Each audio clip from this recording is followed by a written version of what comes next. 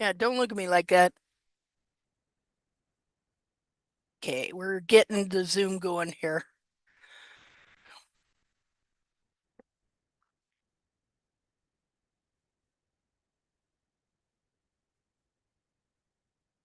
All right, yeah. And now I can put this thing back on its little holder. Ah,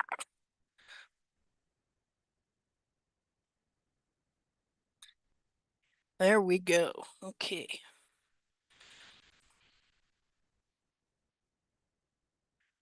Okay.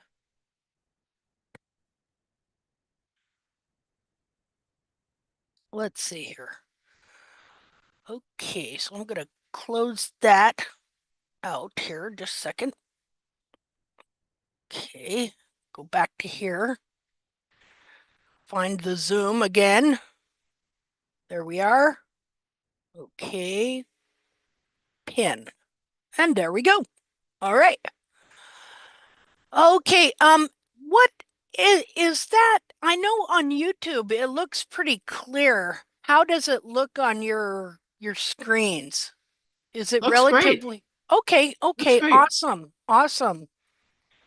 So just interesting things, always thinking of some other way to try and describe and understand the foot. Um, the moving parts within the foot itself, the different parts and their function and stuff like that is really important to understand.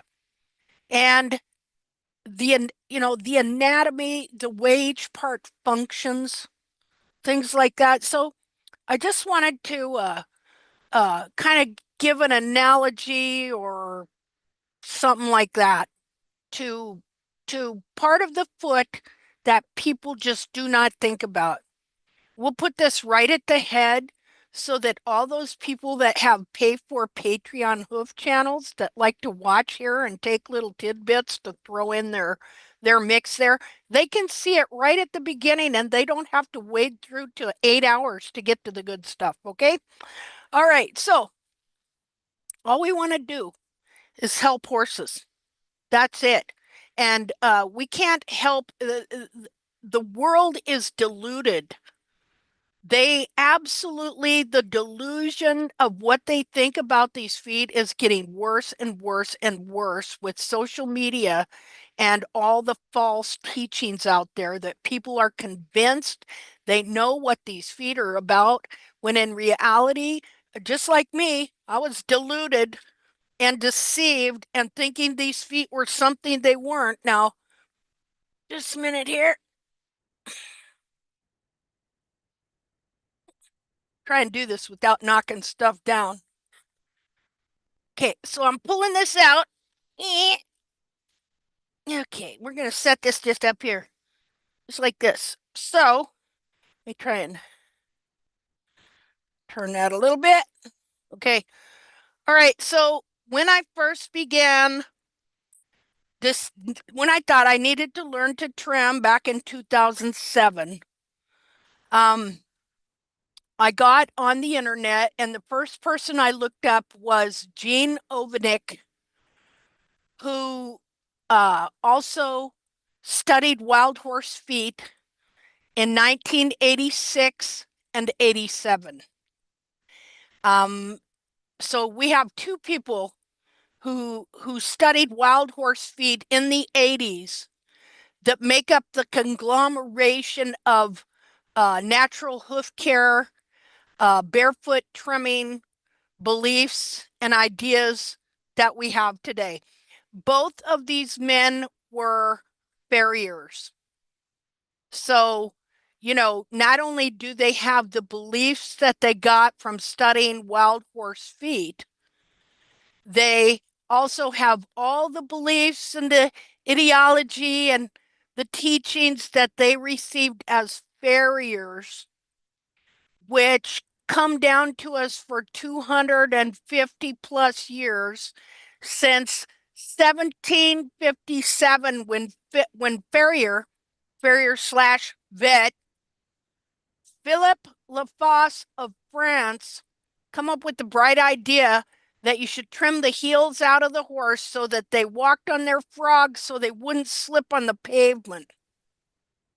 Um, Somebody else come up with the bright idea that if you did that, it made the foot like a suction cup and they wouldn't slip on the ice. That was Hildred Strasser that come up with, I don't know if she come up with it, but she repeated it. So that's why they trim the heels out of the horses now for 250 years. It was called the frog pressure doctrine. And so both of these men, uh, one, Jamie Jackson, who said he researched and studied wild horse feet from 1982 to 1986.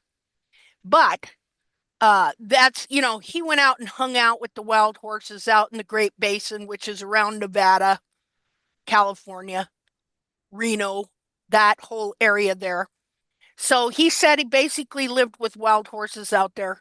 Of course, he didn't take very many pictures. He used other people's pictures. Go figure. But he specifically stated that he uh worked with the Bureau of Land Management.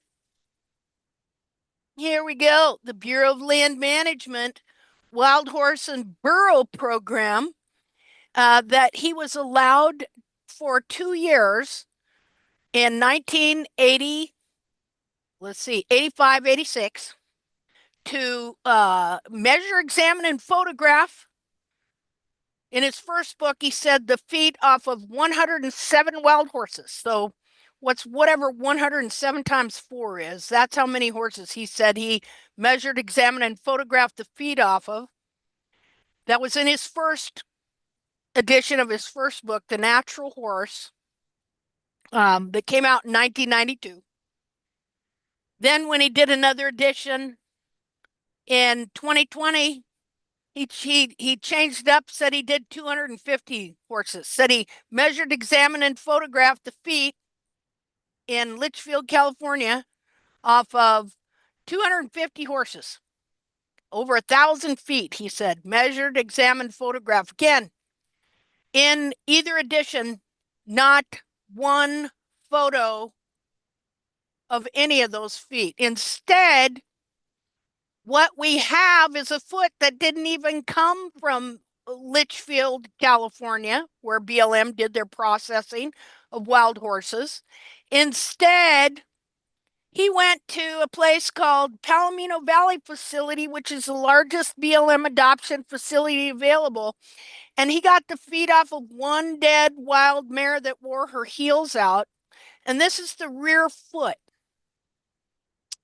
Now, in 2000, so then later he writes the book, The Natural Horse, Lessons from the Wild for Domestic Horse Care, where he promotes this as being the foot every domestic horse should have. This is the quintessential perfect wild foot here that all of these horses, over 1,000 that he measured, examined, and photographed, had, and he promotes his foot. Well, then Gene Ovnick, see, the two men did not know each other. Then Gene Ovnick, in 86 and 87, he actually did measure, examine, and photograph. I don't know how many feet he did. He hasn't said exactly, but he's got buku pictures of all his research. Whereas this Yahoo, well, I found maybe one in another book, but that's another story. Okay, and it's nothing like this foot. So you see this circle I've drawn and the word not. I just put that recently in the last month because that's not, this is the picture I put on my folder here that I tried to trim my horse's foot into from 2000. Well, I'd say I probably didn't really get this image in my head for maybe a year or two. I did Gene Ovanek's trim, natural balance trim, which is different than this, but can lead you to the same place ultimately. So I guess within a couple years, as I built up this notebook, I saw this. This is from Tribe Equus. We see me shaking here. Tribeequus.com, and I don't know exactly what year. Well, 7 5, I don't know what that was. But anyway, along the line, I found this picture and I put it in the front of my notebook. I don't know when exactly. So let me put that back in here.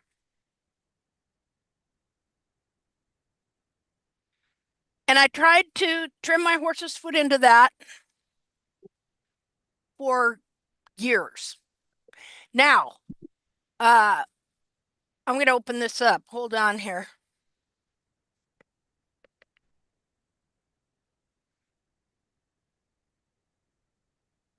I don't know whose this was. Just a minute here. Anyway, so I have lots of stuff in there. See? And you go clear back here, right here, uniform sole thickness. Okay, which was written in 2003. This is what I started with here. This is where I started to learn to trim my horse's feet. And this was from Gene Ovanek. And he started pretty much his was more of a shoeing protocol that he made out of his research into wild horses. And so I read all his stuff. Let's see. It says, okay, so here we go. This is 7/6/2007.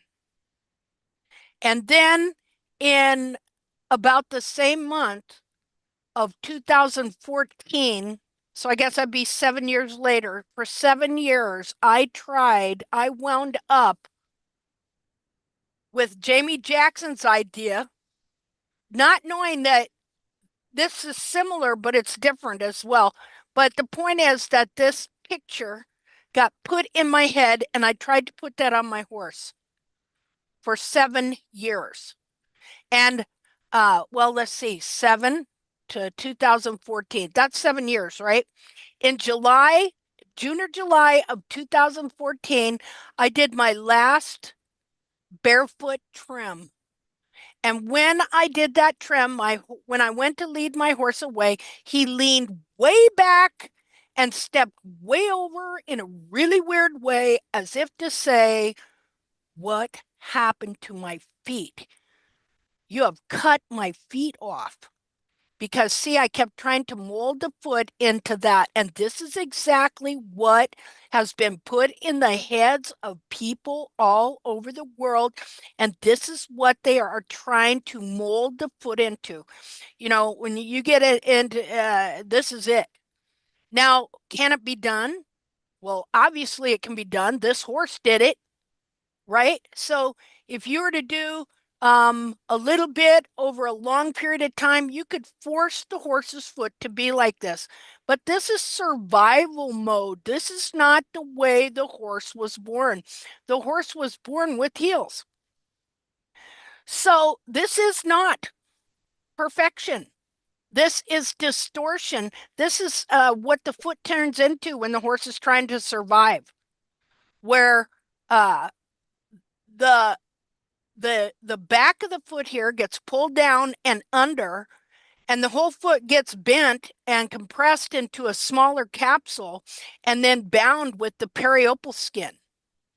This horse here, he has very little sole. He has no frog depth. He has absolutely no frog stay, because as this whole foot was pulled down underneath here like that, it was all stripped out of his foot. Okay, so I'm going to move this. So in 2014, I gave up. But I come back in 2015, and when while doing a illustration, trying to understand every single part of the hoof capsule, that thing there, I like, okay, I did this number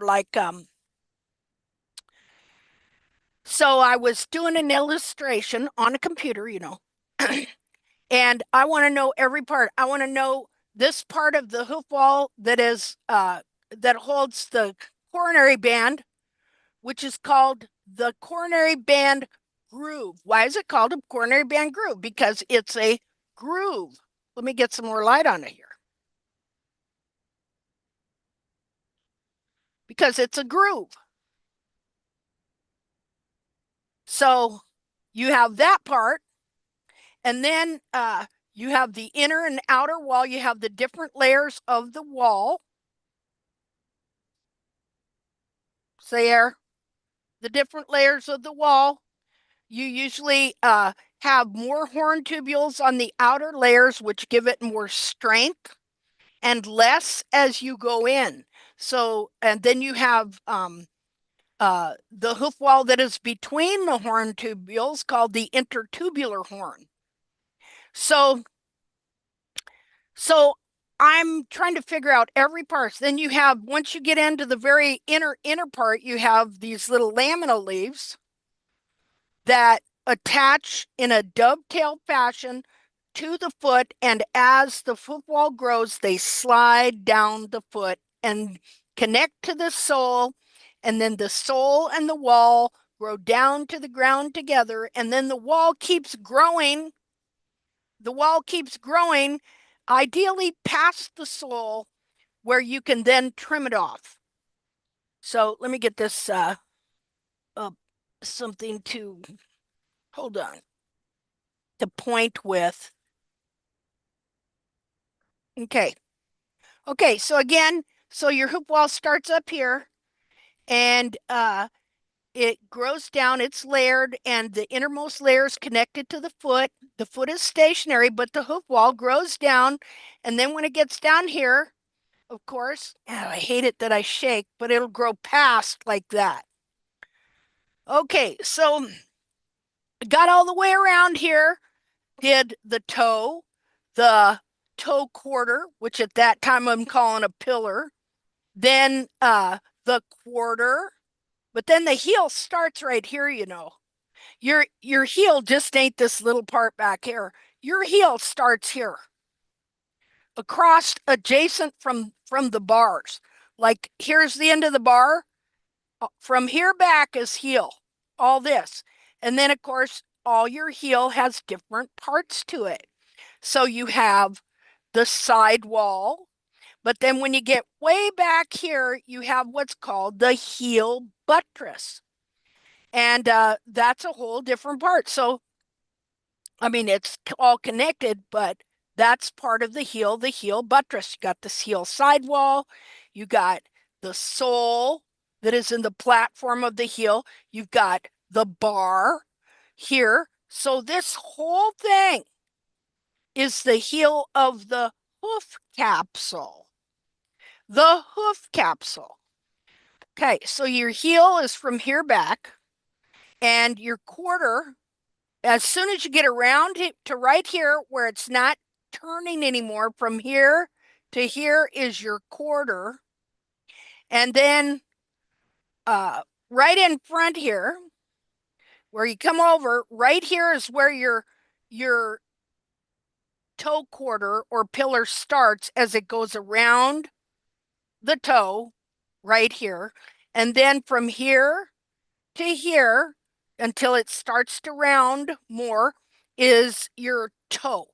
So you got your toe quarter, and yeah, okay, so your toe quarter, your quarter, and then your heel back here.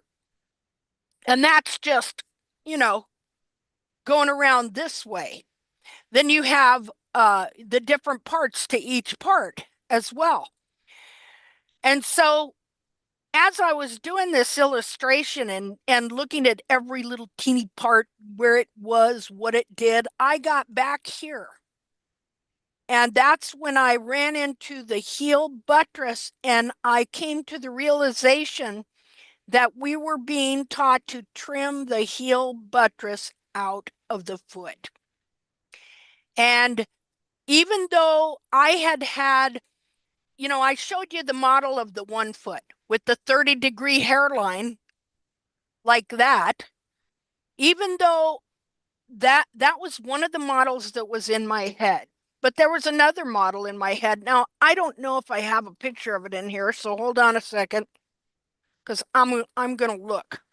Because I did have pictures printed out of let's see here.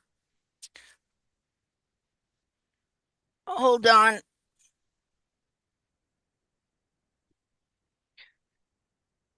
See, you can have a good true foot right in front of you, and because you've been indoctrinated and you've been taught to see this other foot as the perfect foot, a good foot can be right in front of you and you can't even see it. In fact, if you see a good foot, you either won't see it or you will mistake it for being a bad, incorrect foot, and you want to destroy it by trimming the heels out because of the picture that's been put in your mind. Just a minute here. Let me see if I got a picture. Otherwise, I have to go to,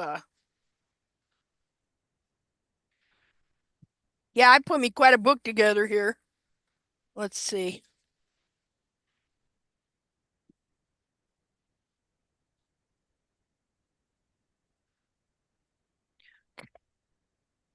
Well, unfortunately, one of the pictures that I was always looking at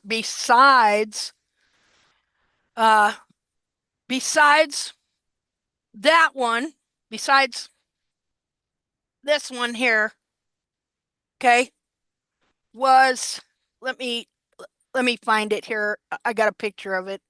Hold on.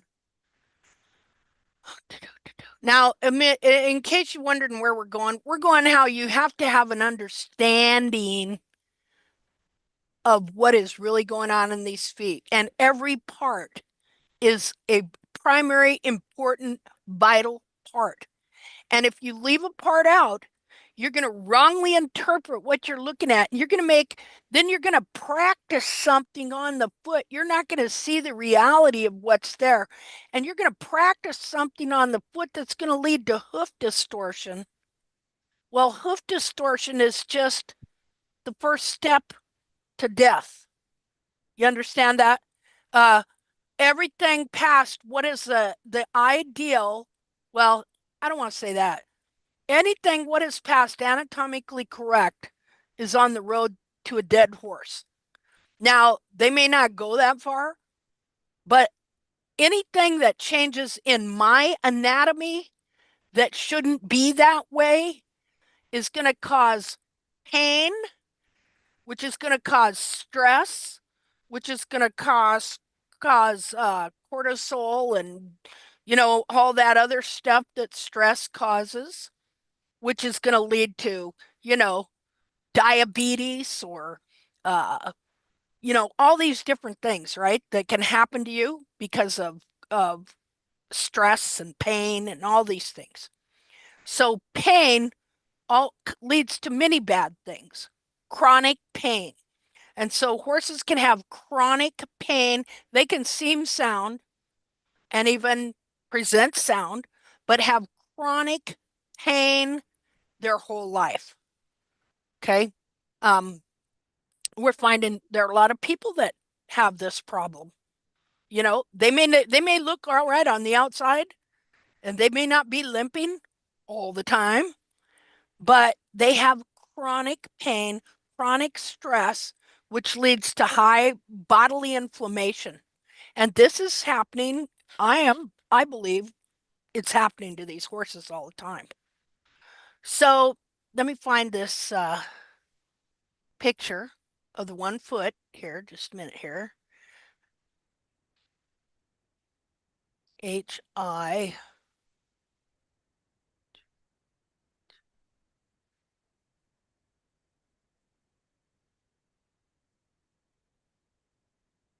Yarn. Okay, here we go. Um, Share, Zoom. I'm going to have to print one of these out so that I have it, so I can just show it right here. Okay. Okay, this foot here. See that? So you get back, this foot had been in front of my face for years. And I always thought it was the perfect foot, but because this other foot was also in front of my face, I was not seeing the reality of what was there. See, because this foot here that I showed you before, the Jamie Jackson one dead wild horse rear foot with 30-degree hairline and no heels, okay, that foot was planted in my head. And so when I looked at this foot, I couldn't see it. It wasn't until I did that, I was doing that illustration, looking at every single part of that hoof wall, when I got back here and I saw the heel buttress. And then it was like all these little pieces just come flying together. And I realized that we have been led to trim the heels out of these horses. And so that's when I thought, well, that's the problem. That's the problem. And that's when I started to restore and grow heels on my horse. And of course, then found out it wasn't just the heel, that when you trim the heel out, you also deform the foot. And then over a period of time, learned that uh, this skin on the foot is part of the biggest organ on the horse. And so, besides the fact that this heel buttress has to be specific to support the foot, all the horn tubules have to be in alignment, the longest in the very center, and then gradually getting shorter as it goes back towards the heel. The heels are easily 2/3 the height of the wall. See, watch this. Um, Let me find to annotate here. See, proportions. You learn this isn't just about measurements, it's about proportions. Proportions that I have seen that are very standardized in these feet. So, okay, so let me get that, and there we go. Okay, so we come back here to the heels. Okay, we're gonna measure this right here down to the ground. There we go. Okay, now let's go up here. Okay, so now do you see, let's see about what this would be.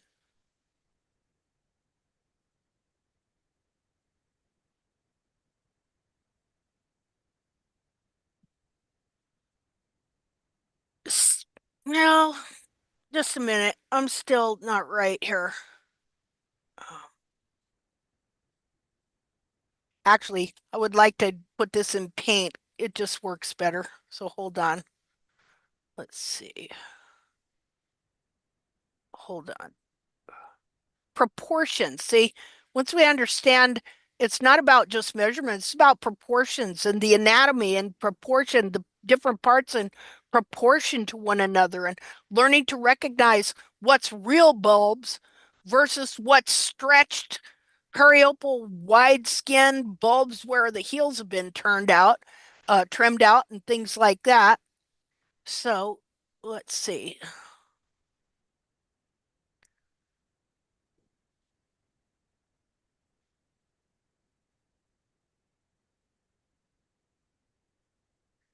Take this and put it in paint.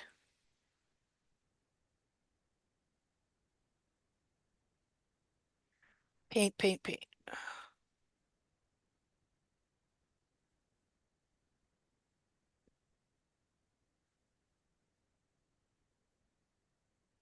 Let's see, share,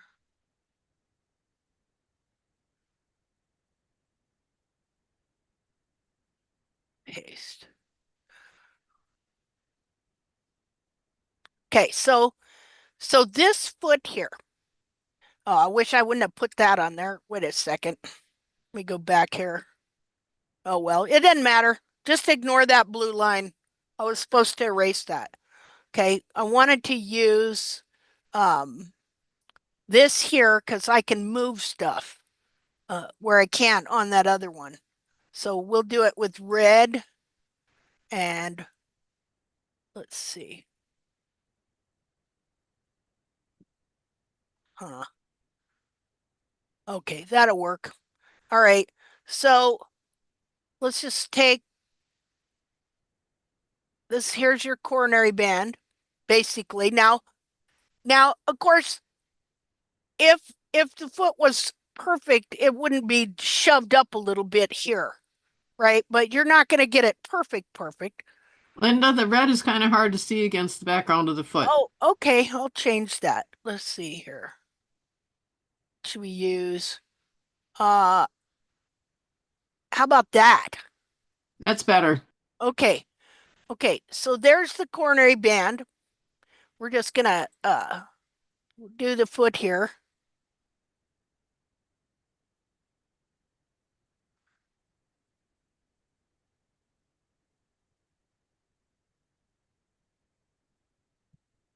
So that's a basic outline of the foot. Let me get a different color even from that. We'll do blue. Oops. Wait a minute.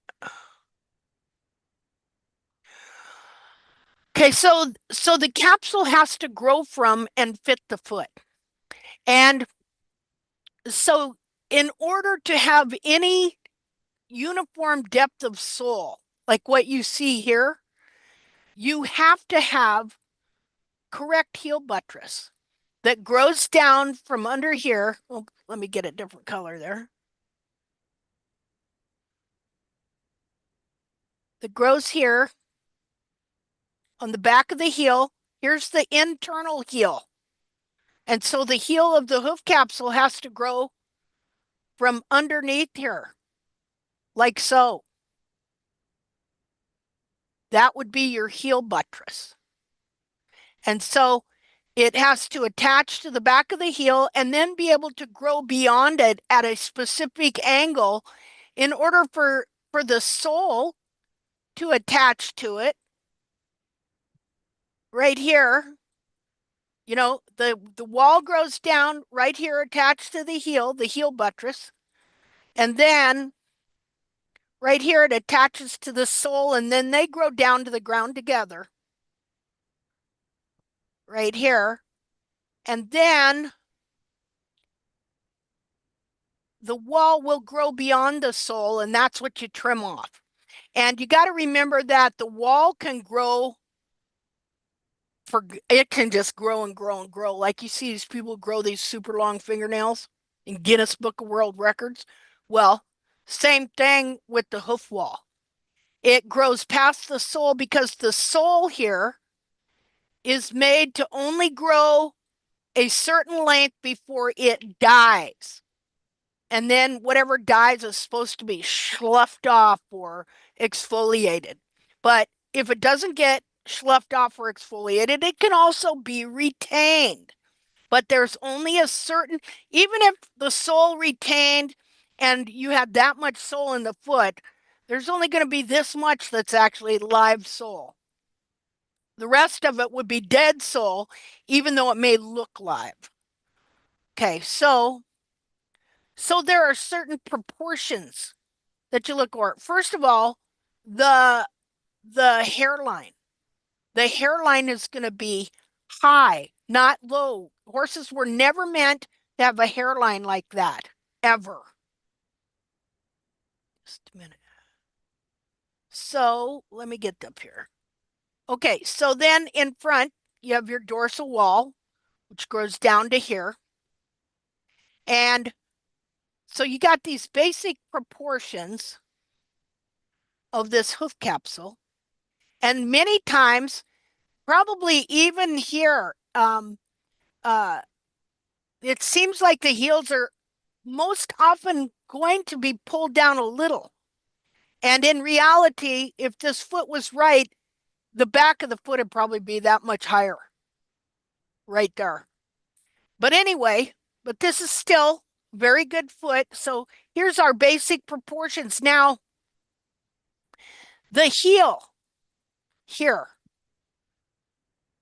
Let's take this measurement here. Well, let's go a different color. Let's do a different color. What color should we do? Let me see here. We'll do this green one here. Okay, so that's your heel. Now let's take it and put it up here.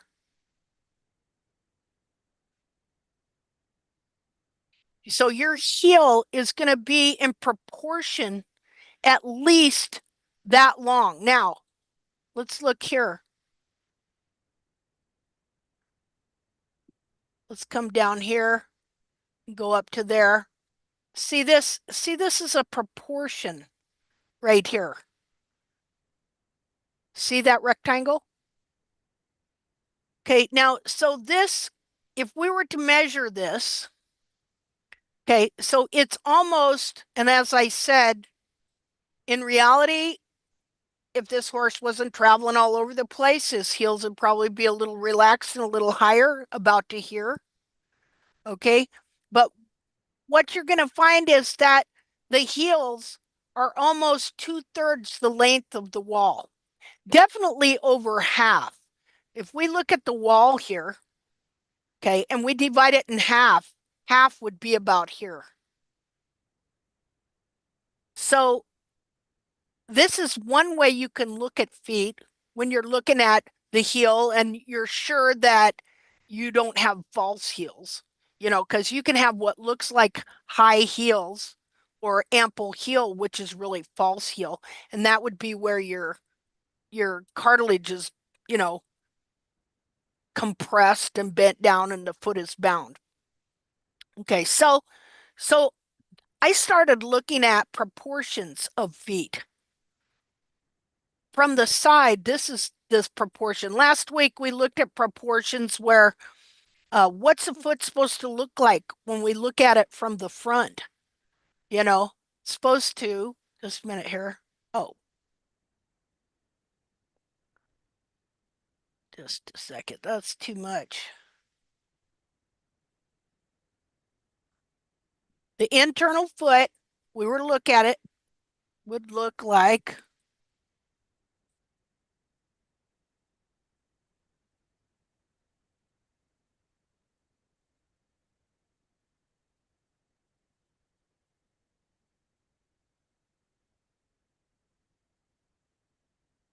that's not very good. Let me redo that. Do it like this.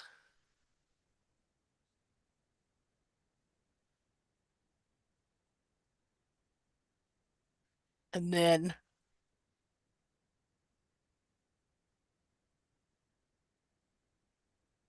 like that.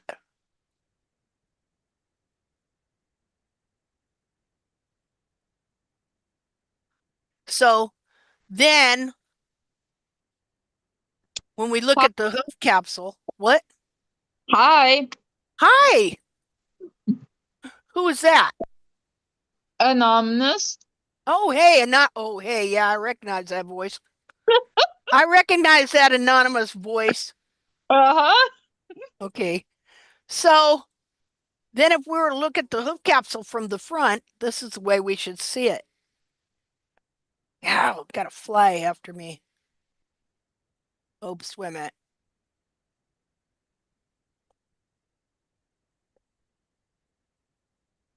Well, don't mind my crookedness, but it'd be something like this. Nah, that ain't right either. Never mind. Anyway, so that way the longest horn tubule is right in the center. And then they gradually get shorter as they come around the sides here. See, this is the one thing you always have to remember when you are looking at these feet, that there are proportions that they have to maintain to be correct that also tell you when your feet are not correct. See? So, what happens when you lower the heels? When you just come in here and indiscriminately, because this image has been put in your head of one dead wild horse's rear foot that has a 30-degree hairline because she wore her heels completely out. You know, what happens is if you come in here, just a minute here, and trim the heels off up to here,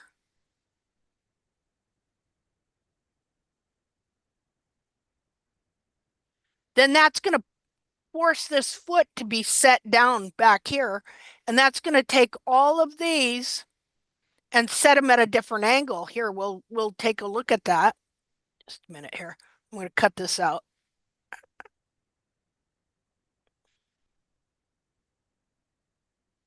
I'm going to take this here, just a second here,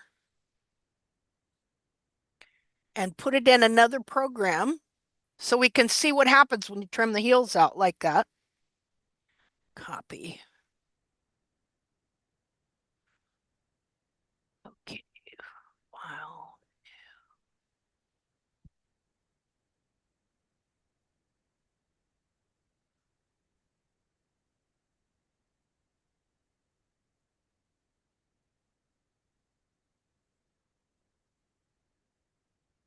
Okay, so now we go to Snagit. So let's go to this program here. I wish they'd put this in Paint where you could rotate it in this way. Oh, come on. Well, so much for that. Just a minute here. I guess it doesn't want to transfer. So hold on.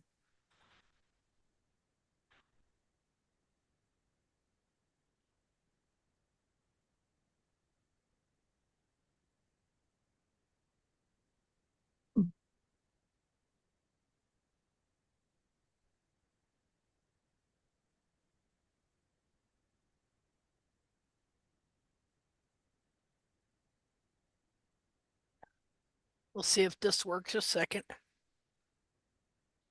Okay. Okay, you see that? I cut the heels off, right?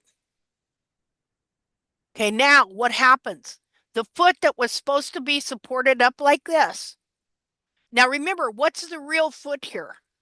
The real foot is what's inside here, and it grew this hoof capsule to support the back of the foot and to keep these bulbs. This is the bulb right here. Keep this bulb. It looks wider because of the way the periopal covers the back of the heel buttress and the bulb itself. So you got the bulb here, which is the back of where the collateral cartilage comes. And then you have the actual physical internal heel here. And of course, the coronary band, where the back here is where the heel buttress grows from underneath. Well, then that periopal skin just kind of covers all this over, and they call that the bulb. And so this was meant to be supported up off of the ground, just like what you see here. See, up off the ground like so. But I've removed the heel. And so now what's going to happen to the back of this foot? Let's see here. I got to move something. Well, this is going to happen. Now his foot gets pulled down like this. Okay, now let's see if we can, let's take that picture.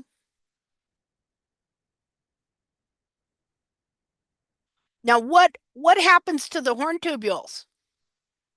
They were all in alignment up like this with the lamina of the foot. The lamina of the foot is at the same angle, like this. Oh, let me get it straight. Okay. Now what has happened? Now the foot is always going to want to be in this position and this position only. Okay. Um, and the only thing that helps it maintain its shape, its form, its position, its function is when the hoof capsule is correctly fitted and grown and the heels are the correct height to support the back of the foot up where it belongs. So then this image put in people's heads comes along. They see these heels and they assume it's incorrect. So they come in and they trim them and it changes everything. It changes the way that hoof capsule is bearing weight. It changes the physical dynamic of the whole foot and the way it functions, of all the tendons and ligaments and everything else that's attached to it. Right away, it's going to put a tremendous pull and strain on the deep digital flexor tendon. Like pull it tight as a tightrope, which it's already that tight. So then what is happening now? Let's see. Copy. We'll go back to paint. Just a minute here.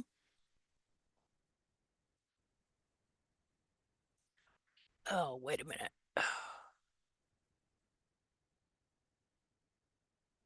Hold on. Gotta do something.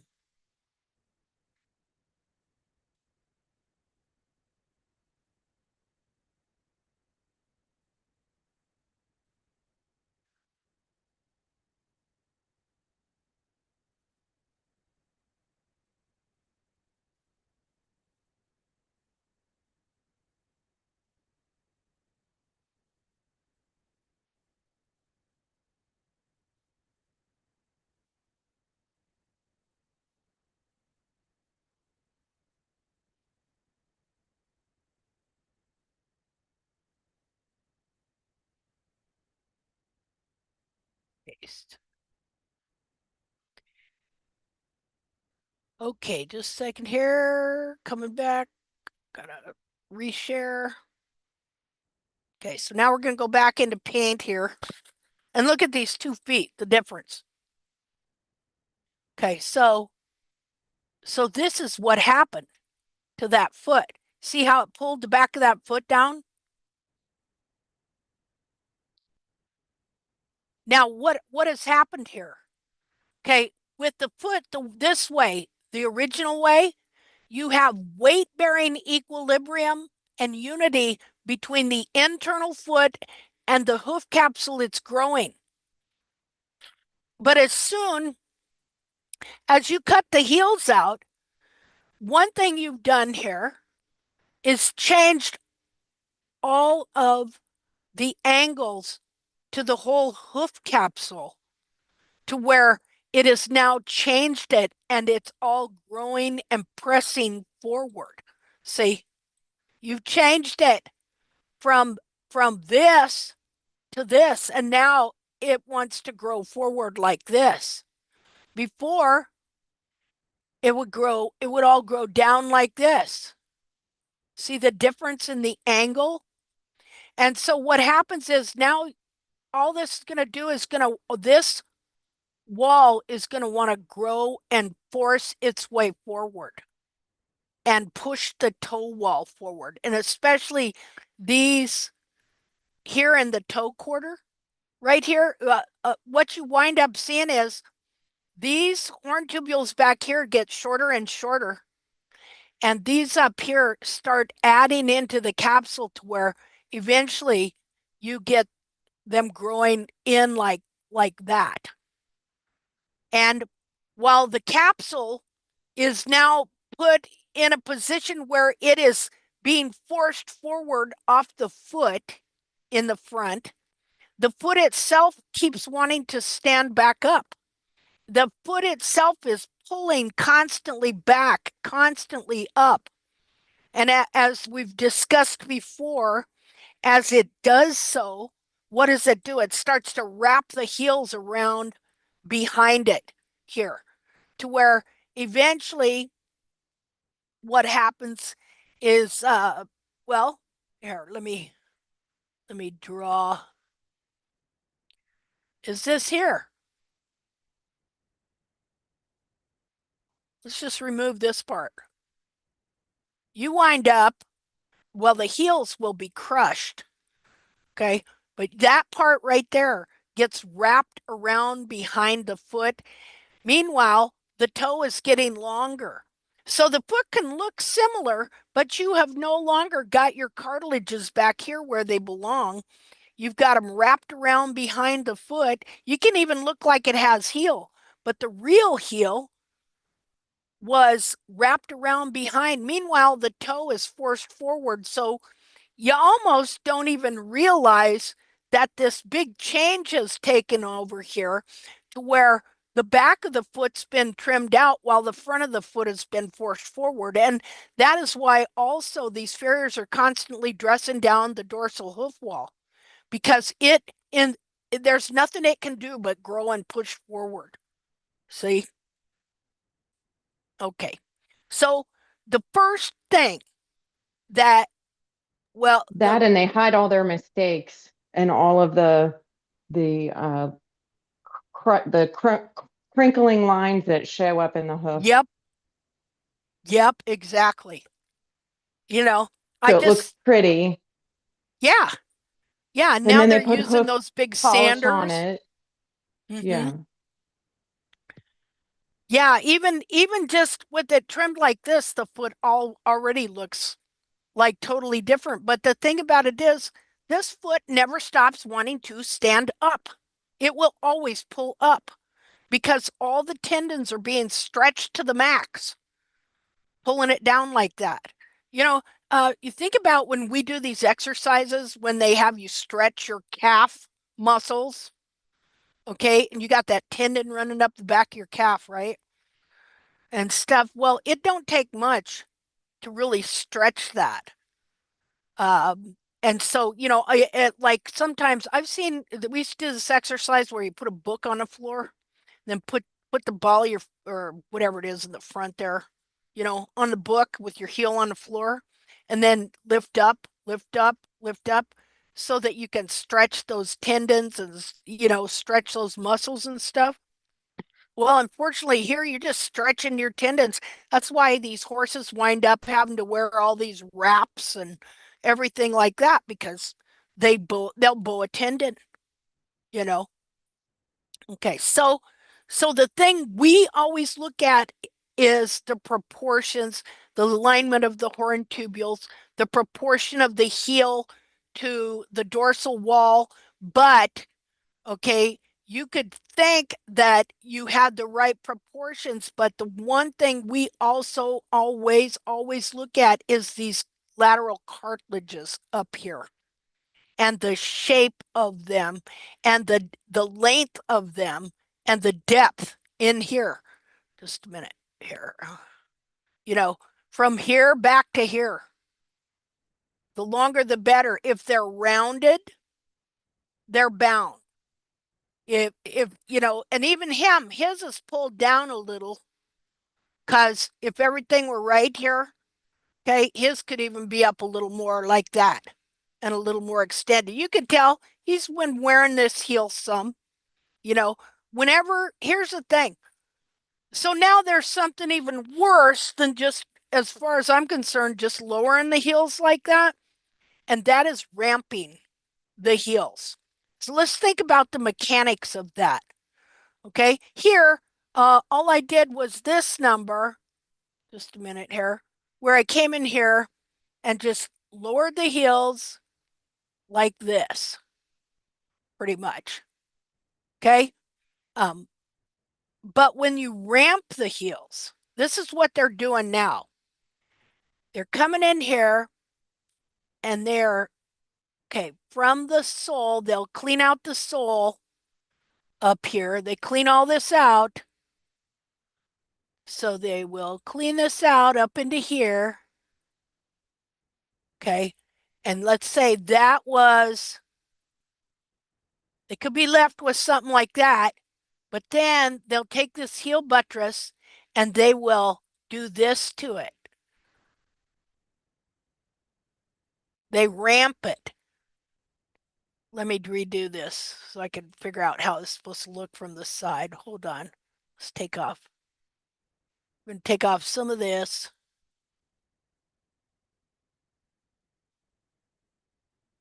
Take off a little length there. Okay, so they'll come in here and oops, wait a minute. And I'm seeing it all the time. Right from here up to here, they ramp that heel buttress like that.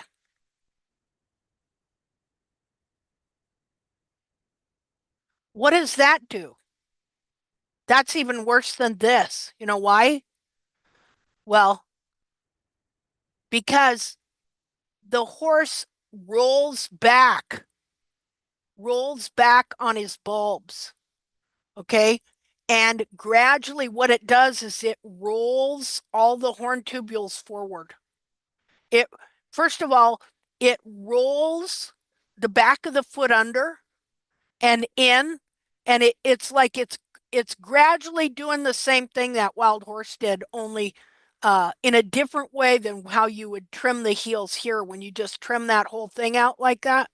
This way is these are being rocked. The horse is rolling back on the foot, and it is. Let me see if I can try and explain what it's doing structurally. Just a minute here. Got to find a. Okay, so he's stepping and his foot is rolling back. And as he does, it pushes these forward, and it pulls the back of the foot down, and it rolls this part of the foot under like that, like a rocker in the back of the foot, which is gradually rolling the foot down and under and forward. So, and that also, now that can push the toe forward too. Okay. But then if they start keeping the toe back, what they can do is they can mold and force the foot into looking exactly like Jamie Jackson's one dead wild horse foot that wore its heels out. Okay. This is it's like mimicking how the horse, well, it's mimicking the way the horse would have worn his foot over years of having to go too far for grass and food and water and all that. Okay, so Linda, yeah, I'm having a hard time hearing you are on you? Zoom. You're cutting in and out a lot, and then when I went to YouTube, I can't hear you at all. I can hear her fine. It So might be can your I. internet connection. Yeah, Okay. yeah, I think it's your connection. I sure hope it is. I hate to No, go you're Same through for all the good. rest this. of us. Okay.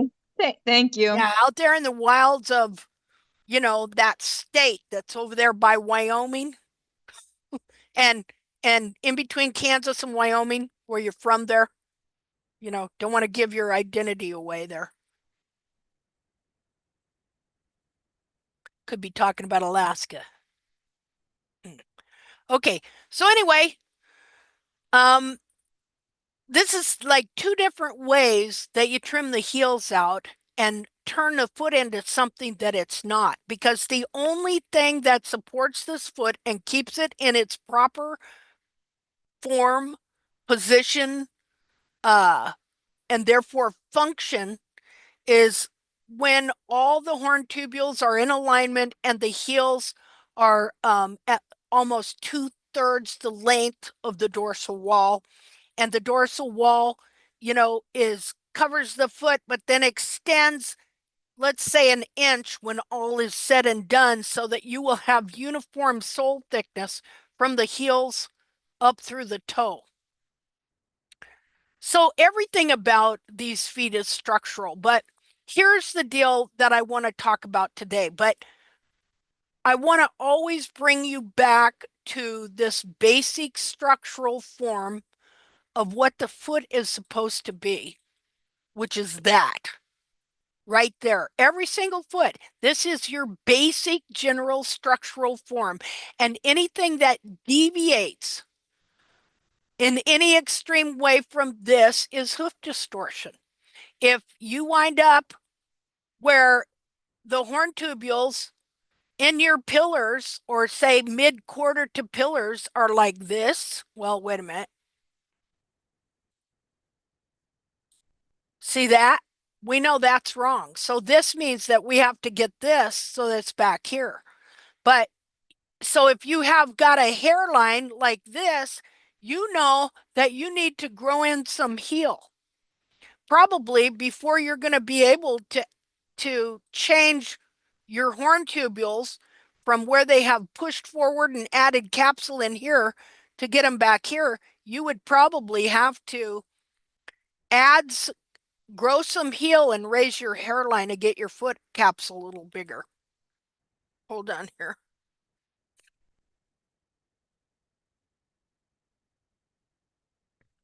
Okay, well, I'm going to go back to some stuff I want to show you over here.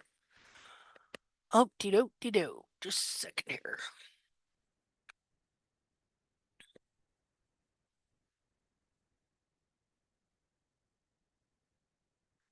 Let's see, stop share.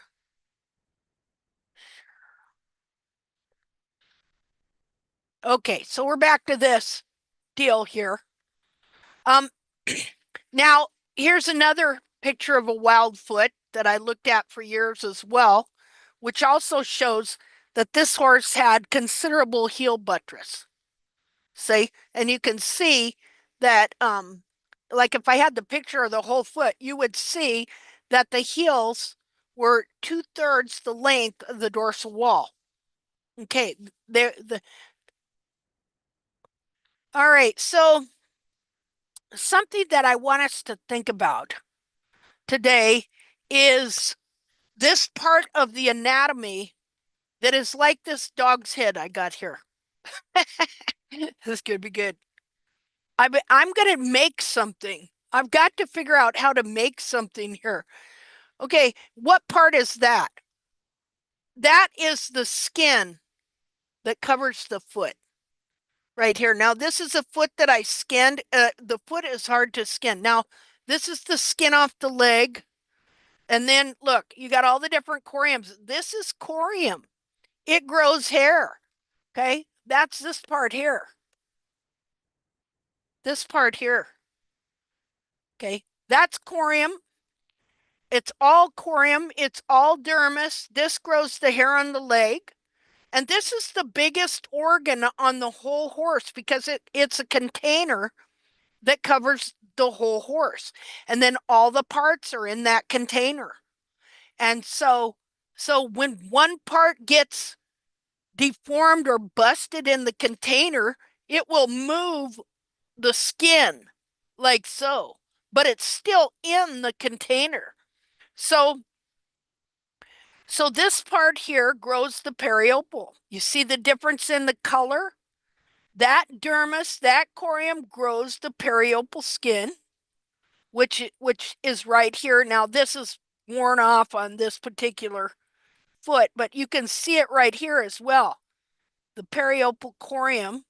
Then you got the coronary band, which is another kind of skin that grows the hoof wall.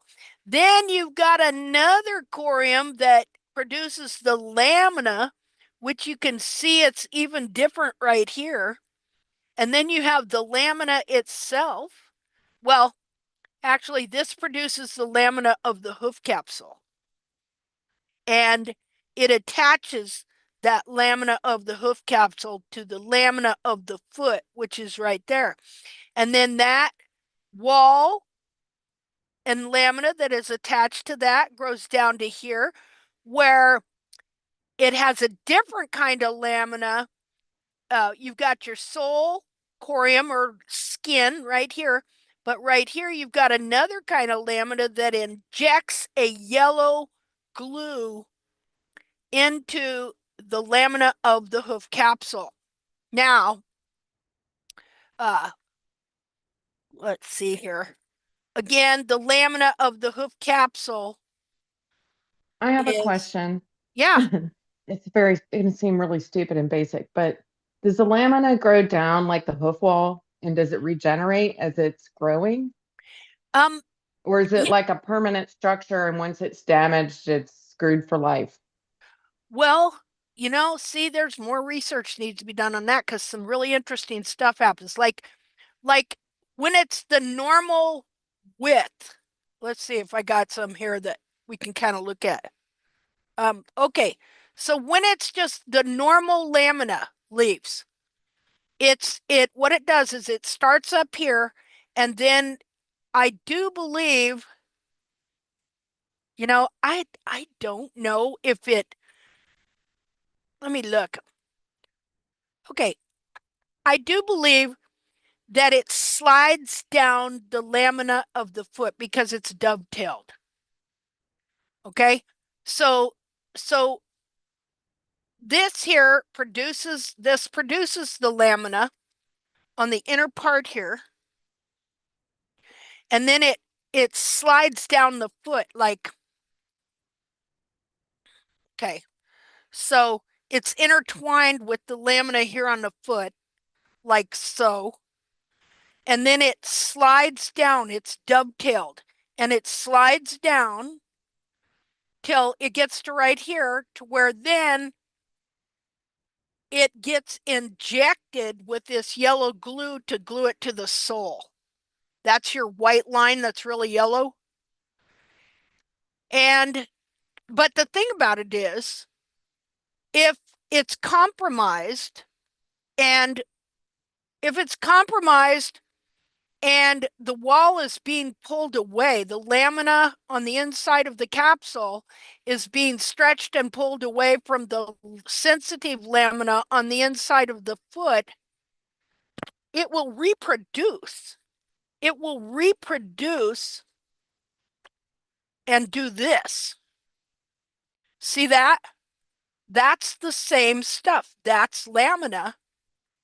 But instead of being very thin and narrow, it remains attached to the lamina on the foot and it multiplies, and that becomes a laminar wedge. Like so. See, it should be just like this. Instead, because the foot was being pulled this way while the wall was pulling forward, it reproduced and it just got wider, but it kept a hold of the foot itself. So, So so that once a horse has a wedge, they mhm. can never restore a healthy lamina? No, it depends on, well, first of all, yes, I do believe you can. I've seen it happen. Uh, it's just hard if it's rotated clear up to here. See how thick that is there? Okay, like let's say it just rotated that much, not clear up into the coronary band. Okay, then you could pretty easily grow it out. But once it gets totally up into the coronary band and the whole coronary band rotates in it like that, then you got this bad situation where you can see it on here, where instead of, let me find something, instead of the wall just being able to grow down straight from the coronary band like this, it has to go up like this, over like this, make a turn, and go down like that. See, this one here, coronary band's right in here, and it just grows straight down from the coronary band. But once that foot that was like this has totally rotated in the coronary band itself, like it hasn't just, kind of the wall flared out and made a wedge. It's literally rotated in this coronary band groove. See, a lot can happen to where the wall can stretch out and you can wind up with the laminar wedge, but it has not literally rotated in the groove itself. See, and so all of these horn tubules are still growing down correctly from the coronary band. But once this rotates in the band itself, then they're still growing. It's just that now they got to make this big turn. And so if you try To and go back, around the wedge. yeah. And so if you try and then back the toe up to make it grow down straight to the wall, it will not do it. And so this is a big mistake that people make. Now, they when they see an X-ray, a lot of times they don't know that this is going on. And so they will Do try the and take, vets and the farrier, they're just not familiar with what a laminar wedge is? yeah, actually, they are not totally familiar with the whole reality of the situation, because they're looking at X-rays. And a lot of times they've never seen anything that looks like And that. so, They've oh, never taken a foot apart. the toe is too long and the heel is too high. That's what they're thinking. Now this is not the foot that went in this capsule here and stuff. And they're not realizing, yeah, they think that that looks so different on an X-ray. Let me get this other foot here. See, on an Sorry, I X, made you go off on a tangent. what did you say? I said, I'm sorry I made you go off on a tangent. Oh, you're not. It's all right. All this stuff works into it, and stuff. No, they've never seen it, and they don't know also that what happens is, look, all this is just a foot coming out of the capsule and becoming unattached. That's all it is. And the capsule's trying to hold on to it. And when the foot rotates in the capsule, it can become disattached from the sole. And so, but the capsule's still attached. You can have the foot growing a brand new sole under what you're seeing down here, and you don't even know it. See, you look at that and you think that, but in reality, this sole is dead and old, and the foot got dislodged and disattached from it, and then it's growing another sole under it. Like right here, you can see it. You can see where she was growing another sole under what you could see here. See, and the bottom of the collateral groove, because the Can you foot bring came, that closer to the camera? yeah. Can you See show the where the new sole is? Okay, the new sole is, let me see if I can get more light. The new sole is right here. The old sole is right here. See, her foot rotated up and become disattached from the sole here, but it was still stuck in the capsule, so it started growing new sole right there. That And line? yeah, that line right there, that's a new layer of sole that started to grow. And so there's actually a space. There would have been a space in here, not much of one, because I mean, this dried up. But also, her foot came out of the bottom of the collateral groove right here, and she started growing a new part of that foot as well. Can you see that? Stuck to the top Yes. of there. Um, when I got these feet, I didn't understand diddly squat, but I thought these were jammed up bars, but they weren't. It was that the foot had rotated and come up out of the back of the capsule and started growing capsule from a new position. And So what do you do in that case? Do you want it where it's growing the new stuff? Is that a good thing, or do you try to? no, it's a bad, the whole thing in this case was a bad thing because how many horses have been killed over this? Because it makes them so horribly lame. And nobody knows it's even happening. See, they don't So know. the new sole and the new like frog, I guess, was growing, or new bar. Oh yeah, all of it. It's just like garbage that's inside the hoof now that's just distorting it even more. Well, it's just new growth that's on an old hoof capsule that has become disattached and nobody even knows it. Because look at the side of the, look at how this, that's what it looks like. That's what her foot looked like. Nobody knew that was even happening to her, you know? Um, and Was this she was, euthanized for founder or laminitis? yes. Yeah, I got a video, a real old video on my YouTube channel called The Tragedy of Laminitis.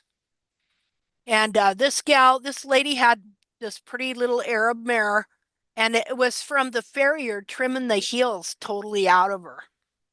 I didn't know that for many years, but that's ultimately what did it, is that it was mechanical laminitis from, uh, you keep trimming those heels down, and the foot just kept getting smaller and smaller and smaller, and finally the foot just busted out, you know. Um, and when I when I got the foot, I could take a hose and uh squirt it in here. The foot was still in it, and the water'd come out here. See? And so their feet can be doing this, and you'll never even see this crack here. You don't even know this is happening. And so her foot was just compressed and forced into a way too small a capsule. And finally, like I was showing on that other foot, that foot don't want to be down here, wants to be up here. So finally, when it burst out like that, it become disattached from the capsule that was there and started growing other parts of capsule from the foot. See, see that bottom of that foot, if it's in there like that and it goes like this and becomes disattached, it'll start growing another layer. Um, I don't know where I got a picture, but I was at this vet's office and he had this pony's foot that was cut in half, and she had like four sets of sole and four sets of heel and bar all connected together, just boom, boom, boom, boom, like that, where she kept rotating, pulled out of the capsule, started growing a new bar, new heel, new frog, rotated again, pulled up out of the pulled up, but still attached. It's all still attached in one piece. And pulled up again and started growing another capsule. And I've seen that several times.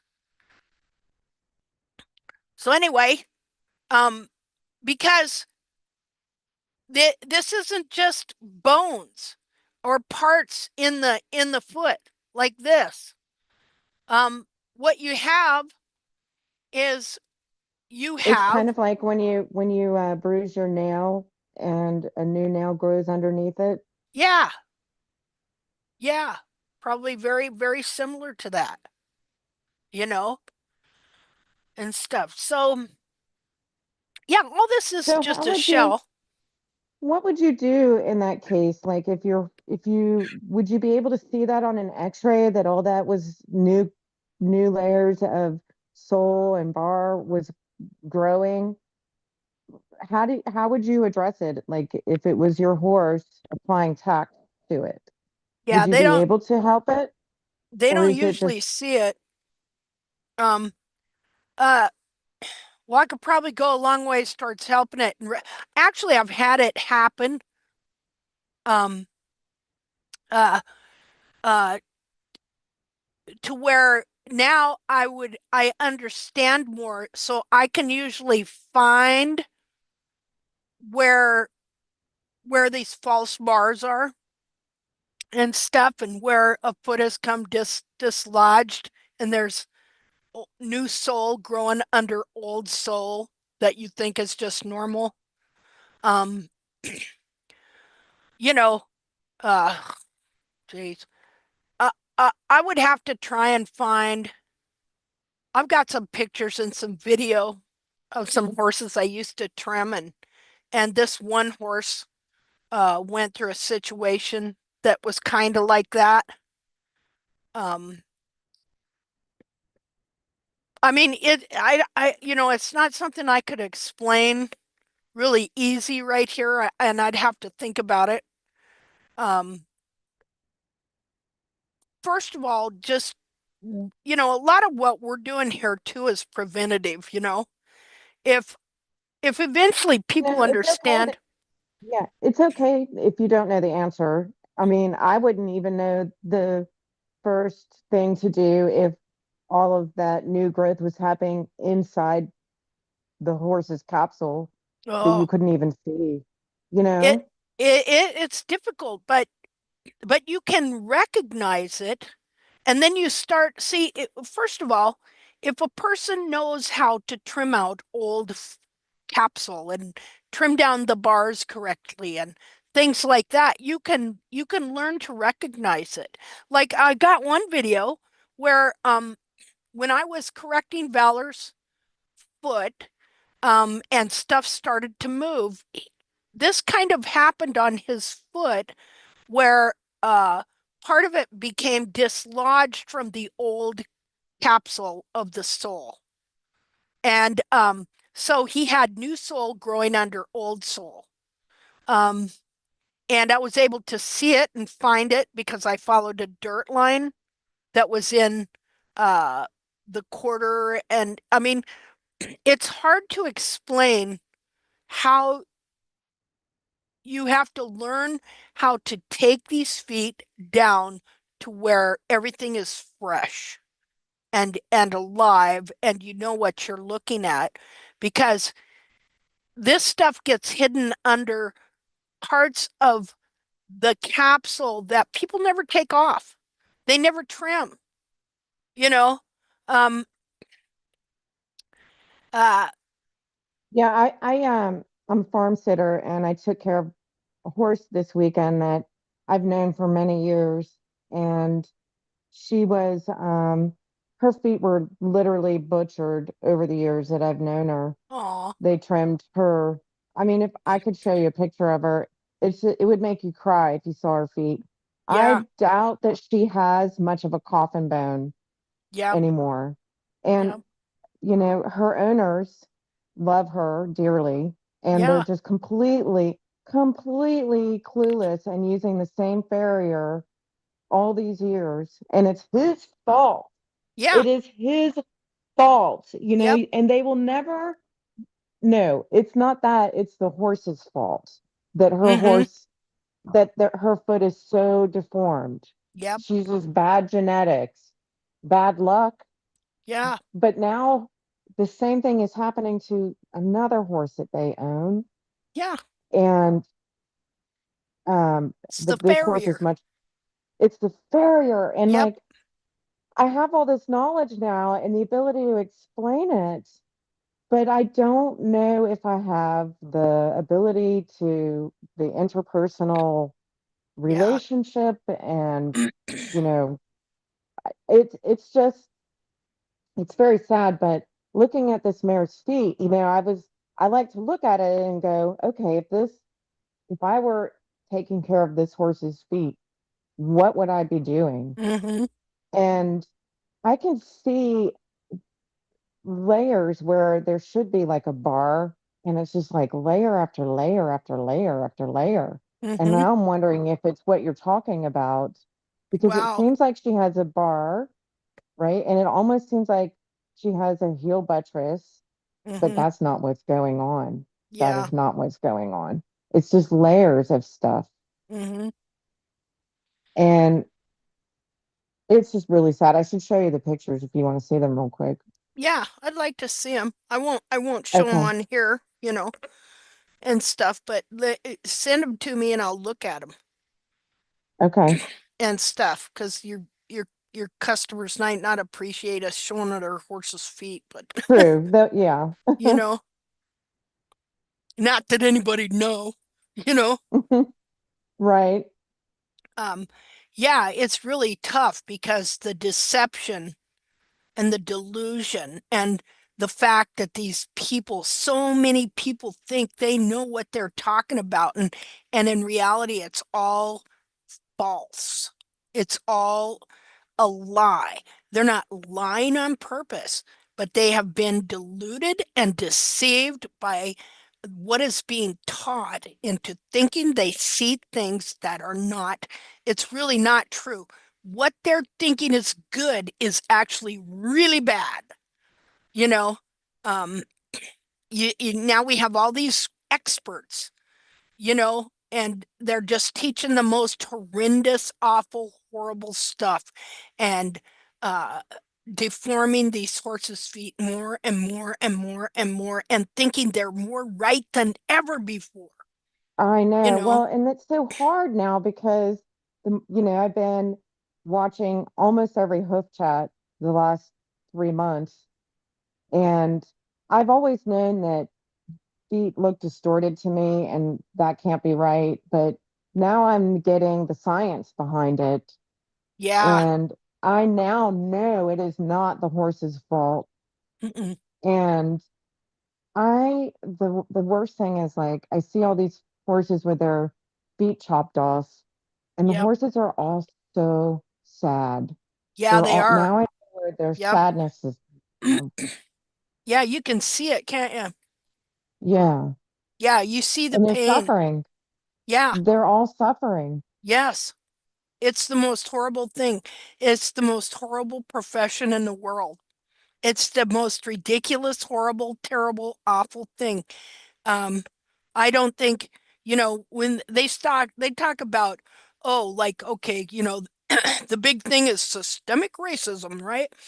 Okay, well, that ain't nothing compared to systemic horse abuse in the farrier and veterinary world is beyond the imagination, you know? I never realized, I didn't even know what systemic meant like, okay, in the system, right? It's systemized torture of an animal, you know? And the worst part is too, you have these people who are making money off of these teaching other people to torture their horses, you know? Or not only that, but like my clients are handing over $600 a month to have their horses' feet butchered. Yep, yep. Yeah, yeah, it's probably one of the most evil, uh diabolical. It's so evil and diabolical. Well, and And then the other thing is, like, I've met the farrier, and mhm, he is a genuinely you sweet, bet. kind man. You bet. You bet. See, that's it. You have all these people who mean well and just have the best of intentions, and they have been misled. They have been misled and lied to and deluded and deceived by evil men who have been in charge of this whole thing. Going clear back to the first vet schools. Them people, okay, there was something wrong with those people. Like that guy, Edward Coleman, that ran the Royal Veterinary College for 40 years, was an evil, wicked man. Okay. Um, it was all about the money. He always wanted to get a patent on shoes, you know. And what it was they all adopted that frog pressure, no heel. See, this is all from that, going clear back to 1754. Philip LaFosse introducing that low heel doctrine, frog pressure. Horses should walk on their frogs. Before that, there was no such thing. They believed horses should have ample heel, and that doctrine, ha- uh, well, it got totally revived by the barefoot movement and Jamie Jackson, who said horses have no heels. See, in his interview, oh, they have no heels. And so, like this one foot I've been showing, um, this foot right here, okay, that fit right in with what Philip LaFosse was teaching in 1754 that started laming, maiming, and killing horses all over the place. But horses are stoic, and a horse will survive, with this kind of foot, but it's a life ender, you know? Um, yeah,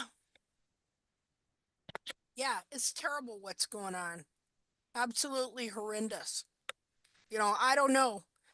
It's like the comparison I make is hand washing with Ignaz Schimmelweiss, who discovered that because doctors were over, cutting up cadavers and then going over and delivering babies, women and babies were dying by the droves of childbed fever. And the doctors didn't want to listen. So how hard is it to change something? How hard is it to sell a very well-meaning person? Yeah, you've been killing your clients. How many of these men and women, etc., have run into laminitis where the force finally gets put down, okay, without a clue that it was because of what they were taught? You know, let alone you think the vet schools want to admit to this faux pas? They blame it on grass. Yeah, yep, all one big fat falsehood. So, but oh well, we'll keep plugging along here, because sooner or later it's going to come together. Well, I just feel like you're doing the Lord's work to help these Yes, horses. yes, we are. And um, I'm just so grateful to learn this and that you discovered it. Well, just all I want to do is know the truth and understand and fix my horse. Don't we all? Yeah, don't we all? I never dreamed that this was going on.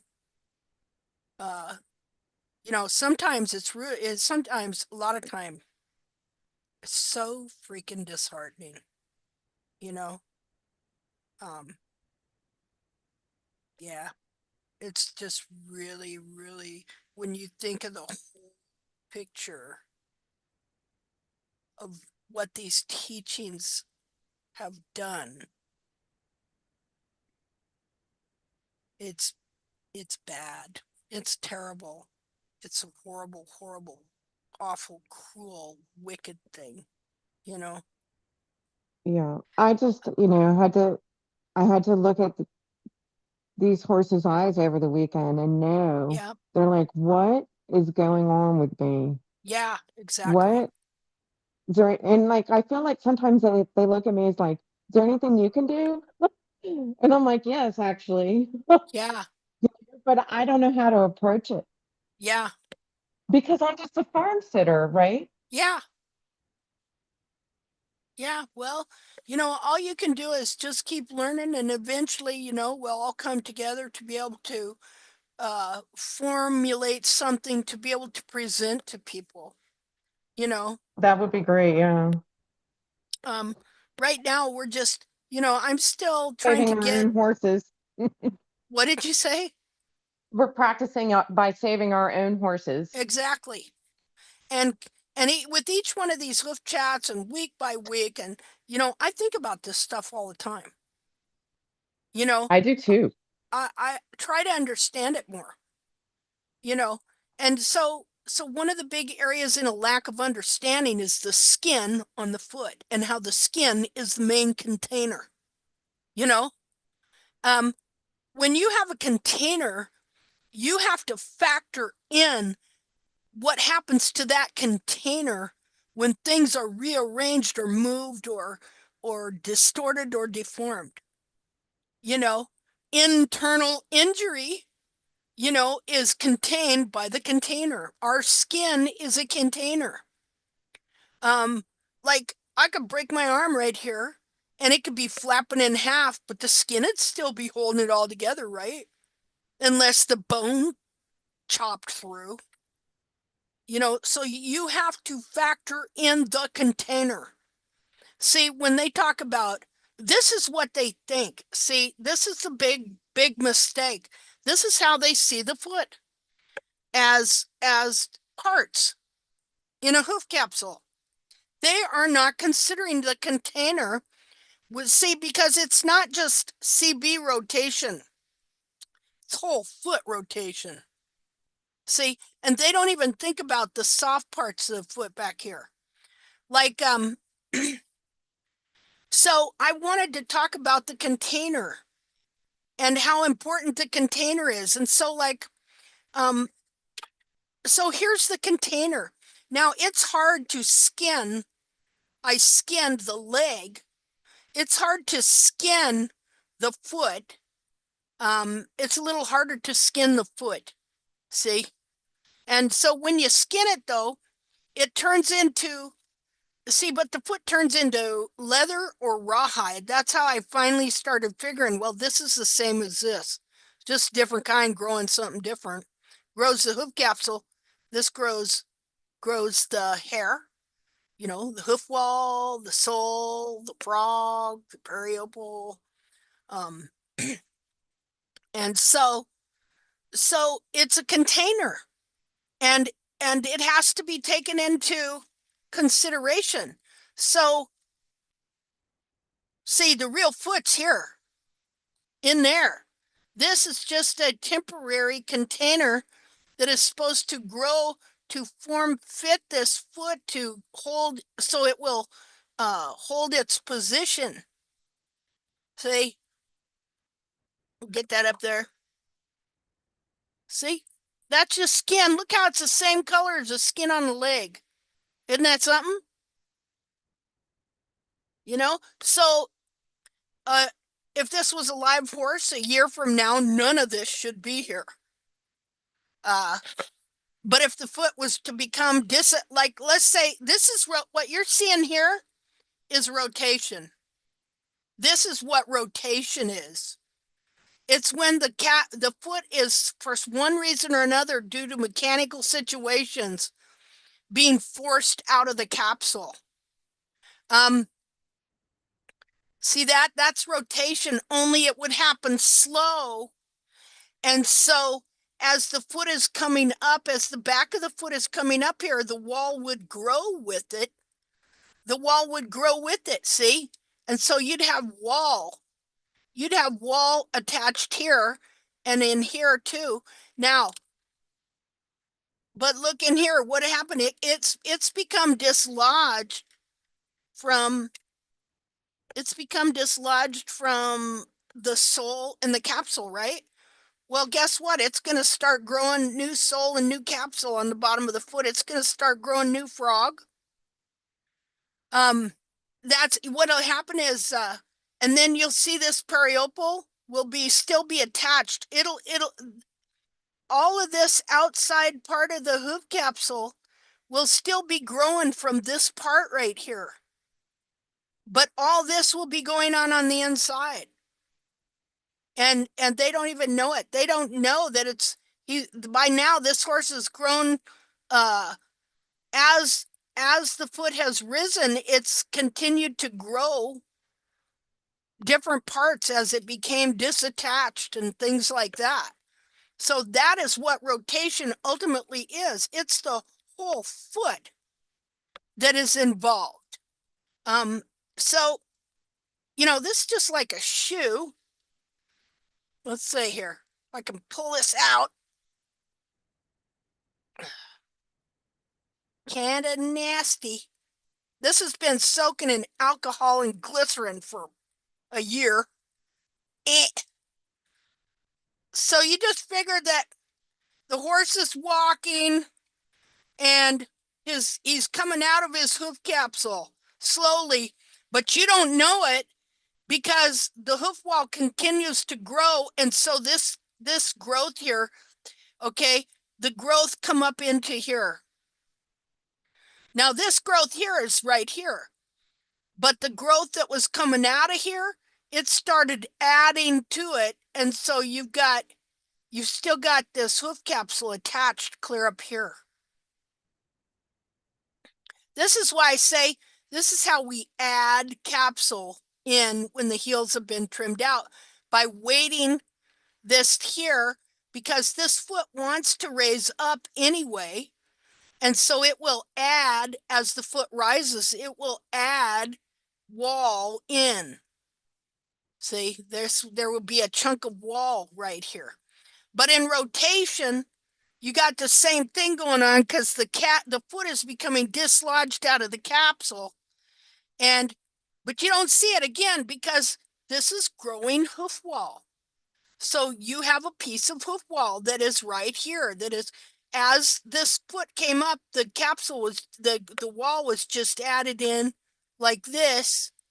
And now the foot is stuck like that. See, that's rotation. So you can't see what's going on in the toe, but the toe of the foot here is no longer attached down in here. There's gonna be a wedge, an empty space there.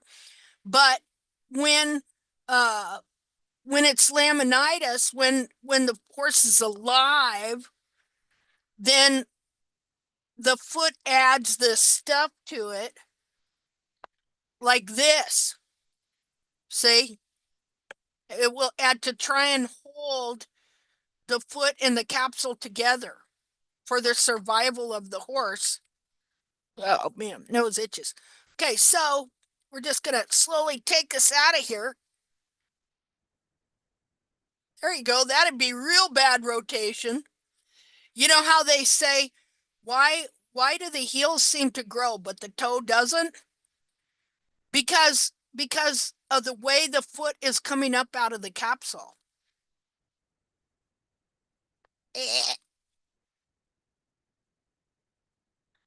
See, now the wall could have kept growing, as well as the periopal and the frog and everything, and it could cover the whole back of this, and you never even know that was going on. You could have a couple sets of sole in there. Yeah, it's not coffin bone rotation. It's whole foot. The whole foot is being affected. The whole foot, because the foot is in a container there that's just like this. This is like the sole corium in the skin that covers the foot. This little doggy thing here. Okay. Now, I can put parts of stuff in there, but this here is going to hold all that what's inside of it together. And so if you affect one part, it's going to affect the other part and vice versa. But this is basically the covering that's over your horse's foot. And then it's got the parts that are in it. And then the hoof capsule grows from this. Yeah, yeah, yeah. I want to make a covering of a foot to represent that. So that then, and I'm going to make a coffin bone. I'm going to make the cartilages. And then I'm going to show you how when you incorrectly trim the foot and the capsule gets smaller, how then it just starts, deforming that foot. Okay, so let's get this thing off of here.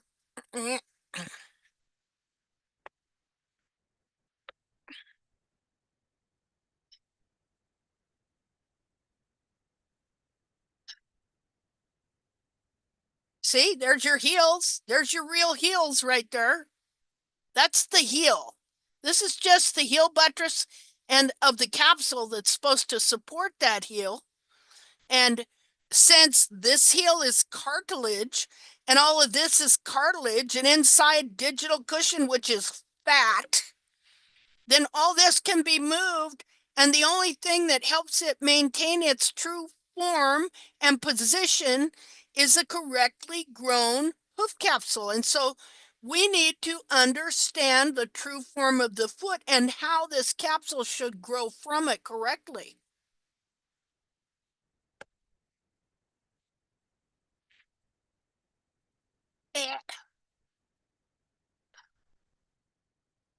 See how that spreads? Did you see that? I don't know if you've seen that. There we go. Okay. So I wanted to show this foot because it still has the form of the heels. You see that? The form of the heels have not been crushed forward. And even here, the heels could even be more upright. But because this is all cartilage, the heels can easily be crushed like that to where they're just flat. Just a minute here. Now, see, because what you got people thinking is that horses are supposed to be walking on their bulbs here. See? Horse ain't supposed to walk on his bulbs. Let's take a look at this. Look at, let's see, wait, let me find something here. Well, you can see how high those heels are, and you see where the bulbs are. Okay, horse is not supposed to be walking on these. These are very tender. And you got cartilage up here. Since when do you walk on cartilage? You know? Now, of course, these heels here are cartilage too. Well, see how they move? Okay, coffin bone ends about here. About right in here. Somewhere. So, now this mare, okay, this is Holly Burns's mare, by the way, Lana. She sent me all her feet. Okay, so she had been tacked, trimmed, and the heels restored on her for several years. But she still had contracted heels. I want you to look at the frog stay here. Okay, how narrow it is. Okay, now we're going to look at a horse that doesn't have contracted heels, and look at his frog stay. And this was a big standardbred. And of course, there's quite the size difference here. And I want you to see how his heels are crushed. His heels are crushed. See that? How his heels are crushed? And why is that? Because in this case, he's self-trimmed and didn't self-trim enough. And so the whole hoof capsule, here's his foot here. Let's look at the heel back here. So look at the horn tubules. Now, when we started out here, we were talking about how the horn tubules are supposed to be in alignment. The longest horn tubule will be the one in the very center of the foot here. And then they gradually are to get shorter in length as they come around back to here. Now, his heels are really the correct length here, but because this part of his foot did not self-trim quite correctly over time, then this part here, let's see, let me find a ruler. Let's just check this out here. Okay, so we're going to measure this horn tubule. This horn tubule right here should be right here. But gradually, because the foot was long and the horse was big, and he didn't self-trim quite like he should, then these horn tubules pulled the back of the foot down, like so. As it did, it crushed his heel. See how his heel is crushed there and how the back is pulled down? This is his heel here, which is like this, should be standing up like that with some definition to it. See, that would be a correct foot. You could correct this foot. You could get his heels to stand up again. Okay, because see, this is all cartilage and soft tissue. So because of the mechanics of his self-trim, his heels went like this. But if we were to trim this horse and bring the whole foot back to where it is, we could get his heels to stand up again, like so. Okay, so this part here, how long would that be? Let's see. We're going to measure the pillar.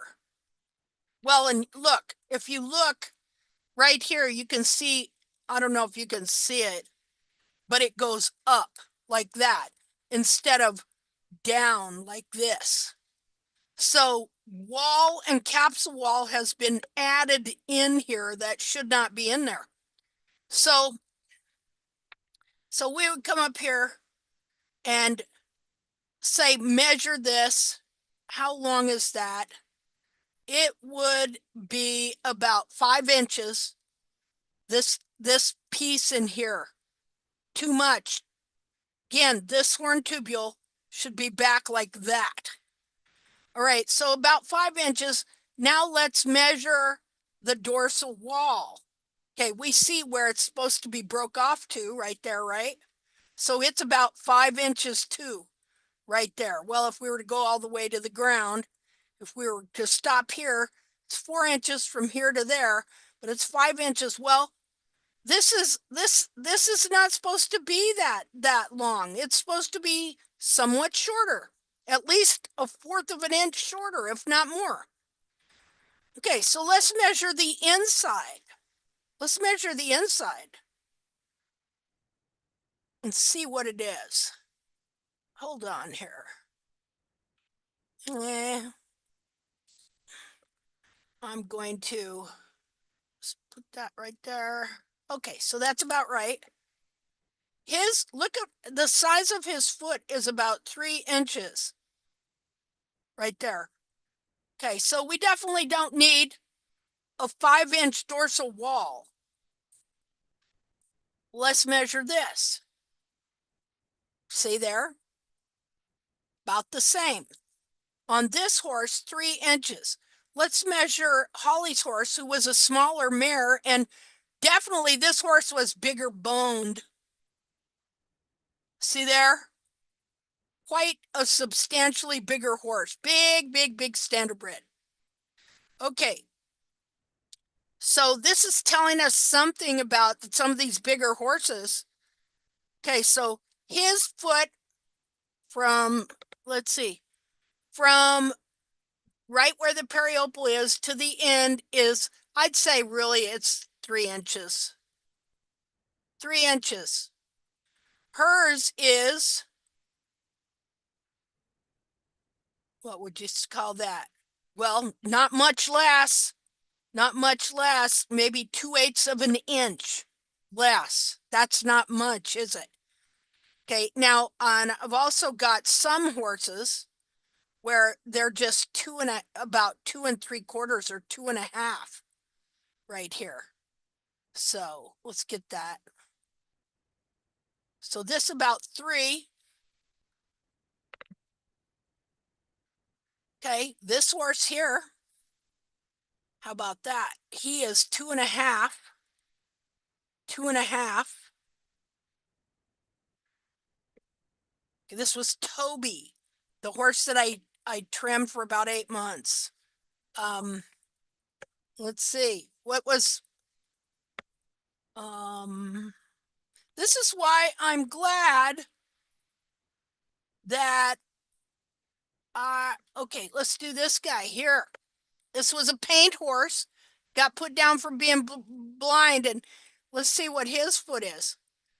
Okay, he's about 2 3/4. 2 3/4. So interesting.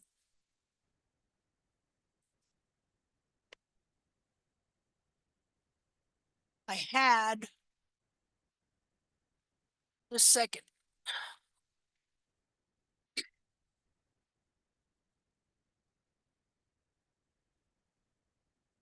Huh. Well, oh, here we go. Okay. This was Molly. And okay. She is about a little over 2.5. 2.5 inches. So pretty interesting. And I trimmed her heels out for a good 7 to 8, well, same 7 years. 7 years that I trim her heels out. And what it did was it wrapped the bulbs around over here. So, but what you're seeing on all these horses is the first container. You cannot interpret what's going on correctly in these feet if you think that the horse's foot is just a hoof capsule with parts in it, like that. Okay, what we're looking at, this is the horse's foot. The horse has a real foot on the inside, looks just like that. See, that's my mare's foot. But these feet can become deformed. So that, and if you didn't know it, you wouldn't know what you were looking at. You would think that is the way the horse's foot is supposed to be. Now, I trimmed the heels out of her for 7 years, but that, still pretty much that's happening all the time. This horse here never had his heels trimmed out. Right here. Now, can you see the definition in his heel better? And you see the heel buttress here? Okay, now look at Molly. Her heels are flat. They've been smashed flat. See, to where now his heel's a little bit forward, but that's just due to because when you take the capsule off, the back of the foot is unstable and stuff. If I was to pull it up, the heel would come back more like this, and the cartilage would move up like that. But anyway, that's the difference in those two right there. These are both front feet. And again, her heels are crushed. See there? See how the coronary band goes underneath? And then the bulbs come in like this and the heels like that. This horse, not even as much at all. He's got more definition to his heel. See it there? So this is your real heel right there. My God, look how old I'm getting. So when you look at my hands from 2007, I was a lot younger. That's just hard work, That's just Linda. hard work, yeah. Okay. All right. Well, so anyway, so this is, I believe, is something really important to factor in to when we're trying to interpret what's going on with these feet. Is the horse has a whole foot, and its first container is that skin, and it is very much just like this rubber dog thing. See, I can turn that wrong side out too. So this is the container that's covering this whole foot here and stuff, and that the foot is not just what is below the hairline, but also the cartilage that is above it. And so let's look at these two capsules. I mean, this guy had a massive foot. This feller here, just absolutely beautiful. Look at that frog stay. Holy Hannah. Okay, let's put him there. And this was Holly's mare. Now, when you trim the heels out, the heels contract. Oh, hold on.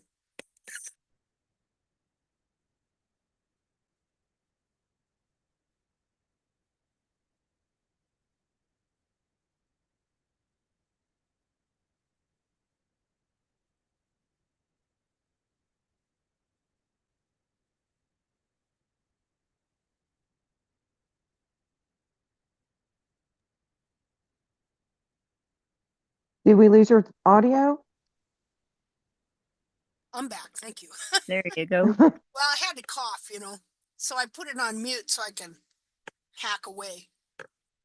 All right. So when the heels contract, that's when it squeezes together. And so you got a real narrow frog stay here. And then when the heels don't contract, like this horse, you got a big, nice wide one. See the difference?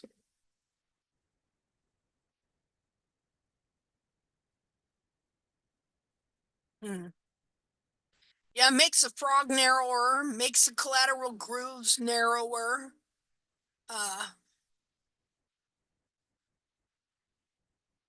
Really interesting. So I'm just curious about this foot. If we were to map it, let's see what happens when we map this foot. Let's map these feet. Okay. All right. So, okay. Now, here's something else that's interesting, okay, that you might want to see, and that is how the sole is layered. It grows in layers. See that? It grows in layers. And so I just think that's pretty interesting.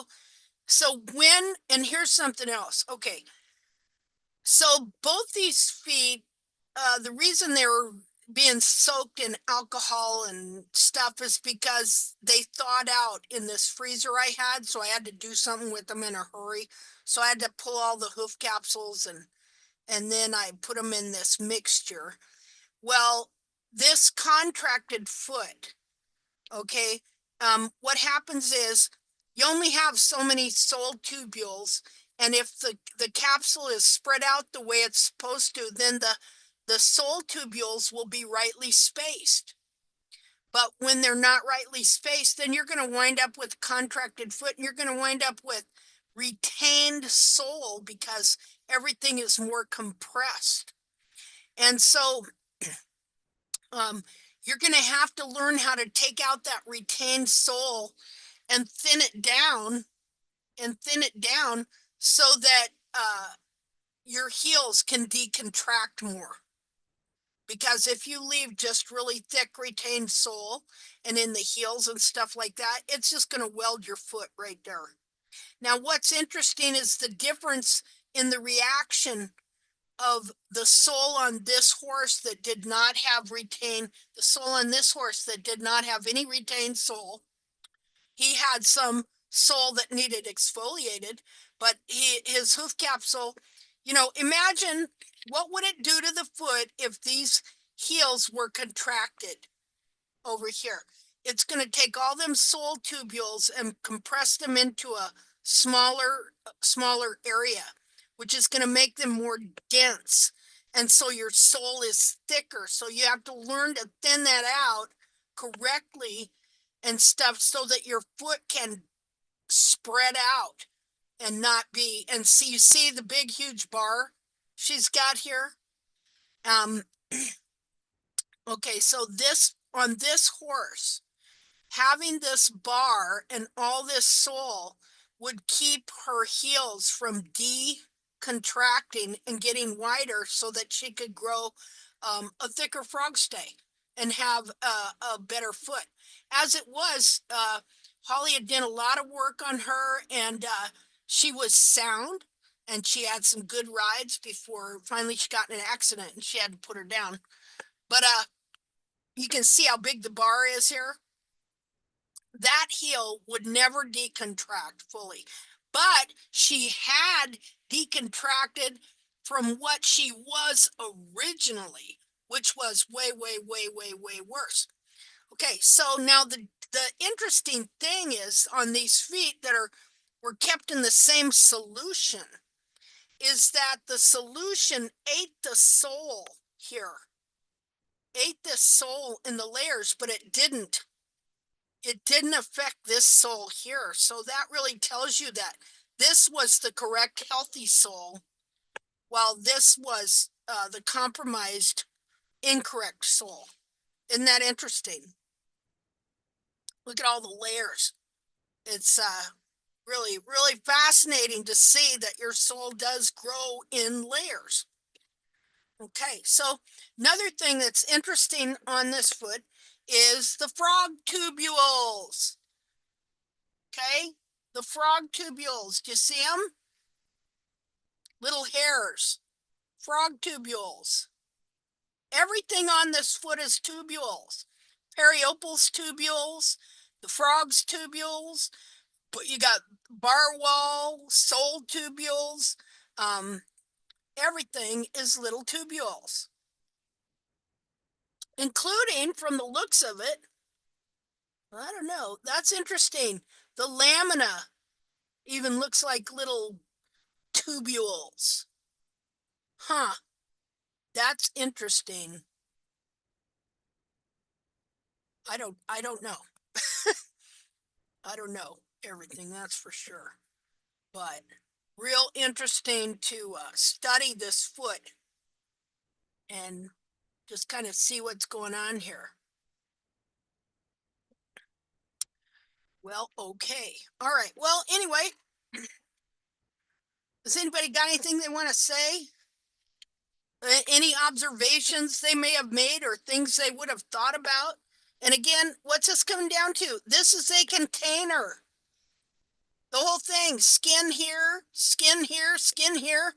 It's a container. Then you got the parts on the inside. And so to make a correct interpretation, whether it's rotation or anything else, you got to understand that this is the container and that 2/3 of this foot is soft cartilage and fat and can be moved all over the place and deformed.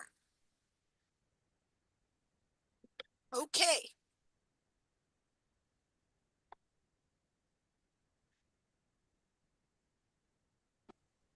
Well, I have a slight issue with my horse's hoofs container. The skin appeared to rip at the bulbs. Yep.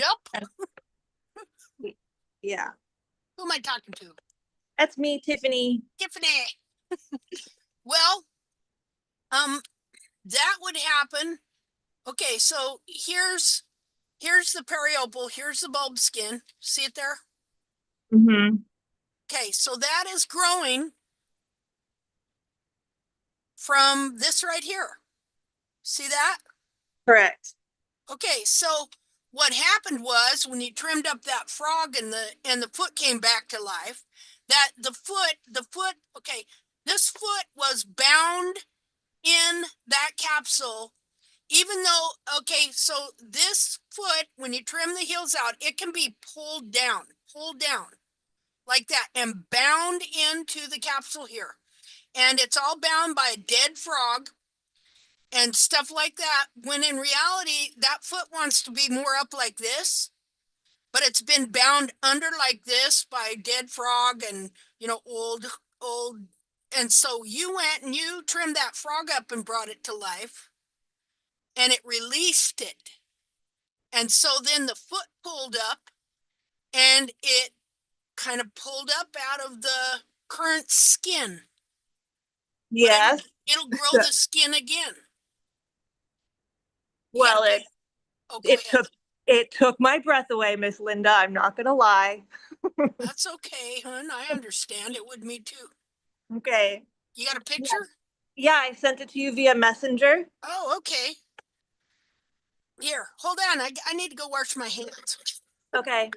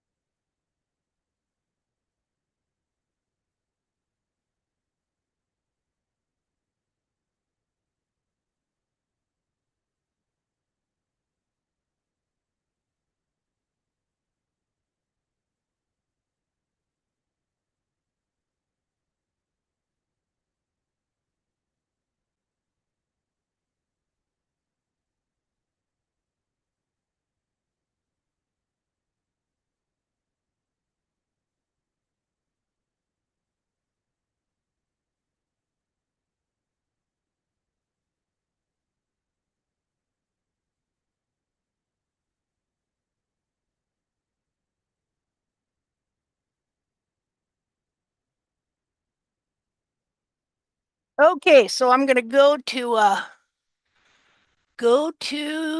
Facebook and look up the picture. Yeah, you know, that foot, these feet, they get under pressure. Either because the foot was never allowed to expand completely, and then the frog never trimmed and worn off enough for the capsule to keep expanding with the foot, and so the foot is under pressure and bound down, and then something happens, moisture, or the frog starts getting worn off and growing again and releasing stuff, and then the foot expands and it can uh it can pull out of the current periopal skin.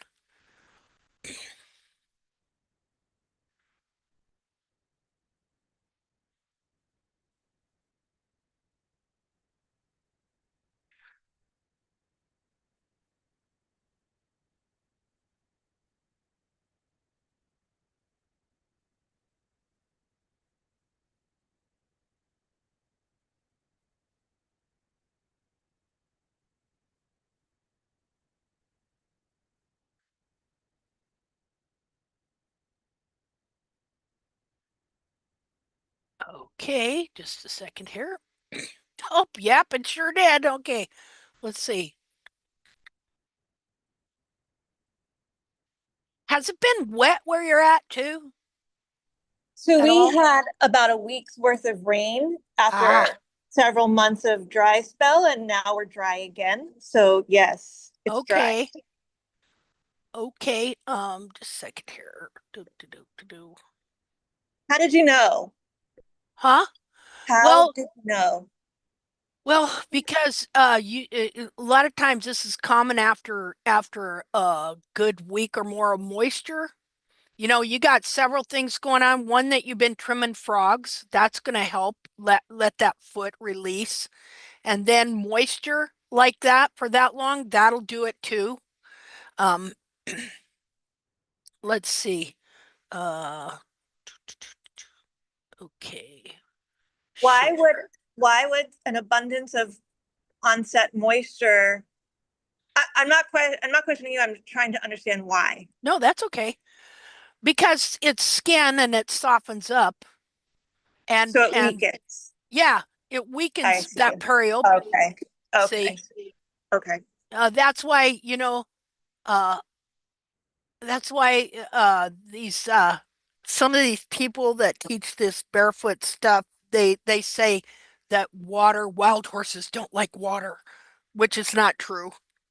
You know, they say that because their feet fall apart in the water when they've been trimming the heels out of these horses, and then they get a lot of water and the foot expands and the periopal softens and the foot bursts out of the capsule. Because see, you got those wild horses in Arizona that live in the river, you know, Okay. I get. and their feet are huge and nice. And let's see, where am I at here? Okay, okay. Oh, yep, yeah. See, that is really old, dead, dried periopal, hard as a rock. And uh,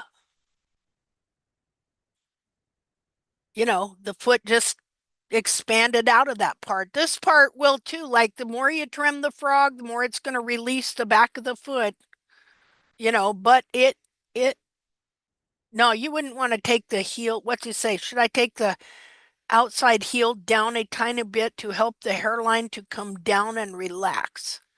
No. I wouldn't. I wouldn't. How do I correct curled in heels? Well, I'm gonna have to look more at that. Okay, okay, so just let me look here. Actually, the foot is looking good, and that's going to repair itself. Okay, so the only way to prevent the heel from running forward is when you just have to keep growing this in, and eventually this will all add capsule into the back of the foot and stand up. It's the internal foot that has to change its position because it can't do anything when it's held down like that. It can't do anything but force it to grow forward. So, and I always tell people, don't worry about run forward heels, because as you're correcting the overall whole foot and the back of that foot comes up, those heels start growing from a different position.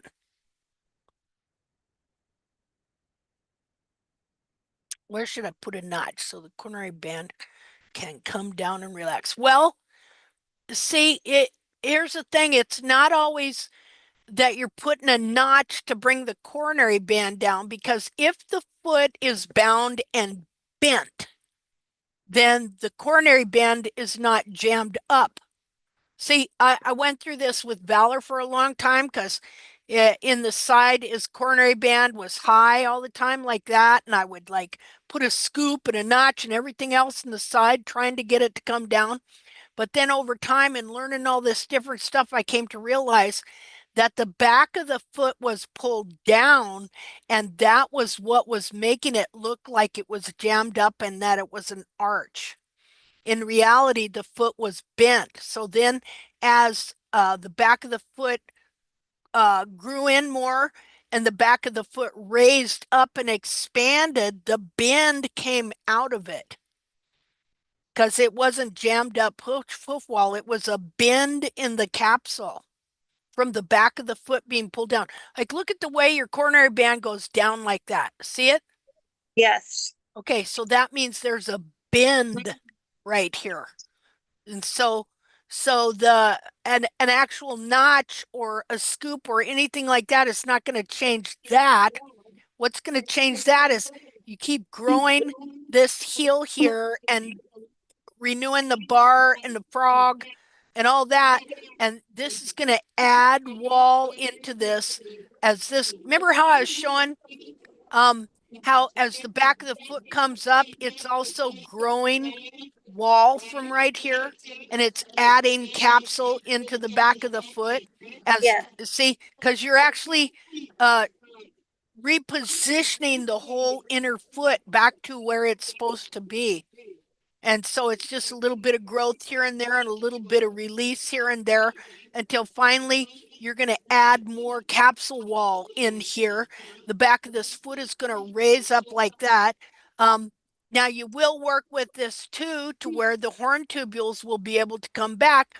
But a lot of times you have to work on the back of the foot before much is going to happen up here. Let's My see. front, mine, like they're like mine.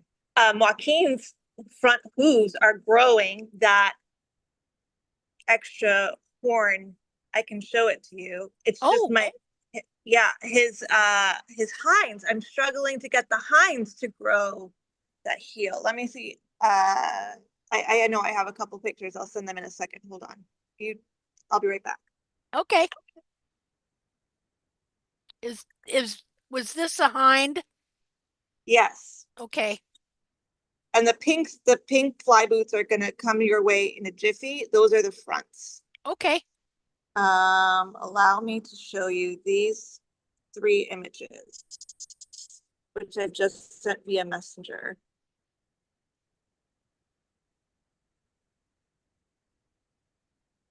So my Joaquin's fronts are cooperating with expansion. It's the hinds that I'm struggling to help support also. It's as you keep on these frogs, Uh-huh. okay, it will start to come to pass. Okay. It just seems to take a little longer for the hinds for some reason. So to clarify for the people watching, in case this doesn't make sense, the before picture was before that tear happened. So is it safe to say that wasn't an abscess, but it was just a separation between the periopal and the coronary band? Yeah. Yeah. Okay. Yeah, Okay. because of the moisture. Because there was no heat, there was no gooping, Yeah. he looked a little bit off in that one video, and I was like, what Hmm. is going on? And then figured it out. Yeah, it would probably sting a little, you know. Um, Yeah. it's just separation of skin, the Mhm. periopal skin covering the bulb right there. His foot just pulled out of it. Mhm. Obviously it's not an overreach since they're the hind feet. Right, right. You know, because if it was on the front feet, they'd try and tell you it was an overreach, Yeah. you know. So let me show you something here. I did send the front if you wanted to take a look at the front Okay. expansion. Now on these bars, Yes, you can thin them way down. way down. Yeah. Yes. It's Yeah, just been because so dry and disgusting. they're just gonna hold, well, it looks like you did a little bit more over here. Yes, So I try to, but the weather, I haven't yeah, started that. So, but when I have an opportunity, absolutely, I see that. okay. And I would round off the sides. Well, how close are you to stuff? What's going on? Like how much frog does he actually have? Boy, his frog sure look weird here. That was during the torrential rain of 7 days. Okay. But they almost look like they're sucked up into the foot. Or is that just uh I don't know, pigment or something? I'm sure how to answer that question. You know, what do you call it? Where something looks a certain way, but it's not really the way it is. Optical illusion. Ah, yeah, there we go. Okay. Okay. Oh, you got Crosley's stuff there. I didn't know what to do with that gap, so I was just shoving that stuff in Yeah, there. that's good. Okay. Okay. Let's Oh, see. that's when it first happened. So if we go, See how thick that skin is? yeah. Yeah. So, so his foot just, the moisture and everything, and the foot just pulled up. The foot won't pull out of it if the foot hasn't been pulled down to begin with. Understand what I'm saying there? If the foot isn't being forced down into a position it shouldn't be in to begin with, then when moisture happens or it gets thinned out or whatever, it's not going to pull out of it. Okay. But that's one reason too why the periopal skin is so thick, because the periopal skin will thicken as the foot is bound under to hold the foot in the capsule. Mm-hmm. Okay, so did you say there That's were the some start.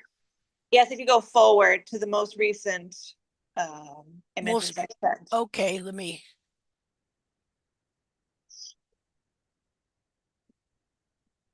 Yeah, that back is where there's starting to be expansion.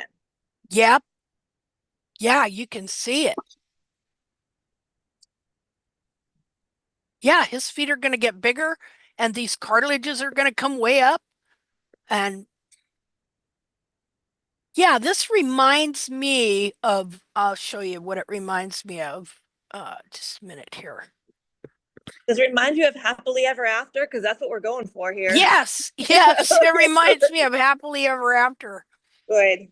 Let's see here.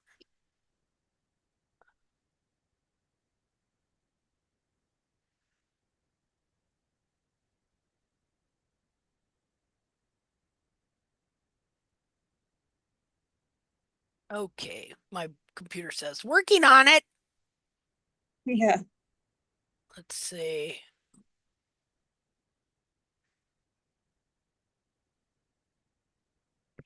It reminds me of, I've got to find this picture just a second here.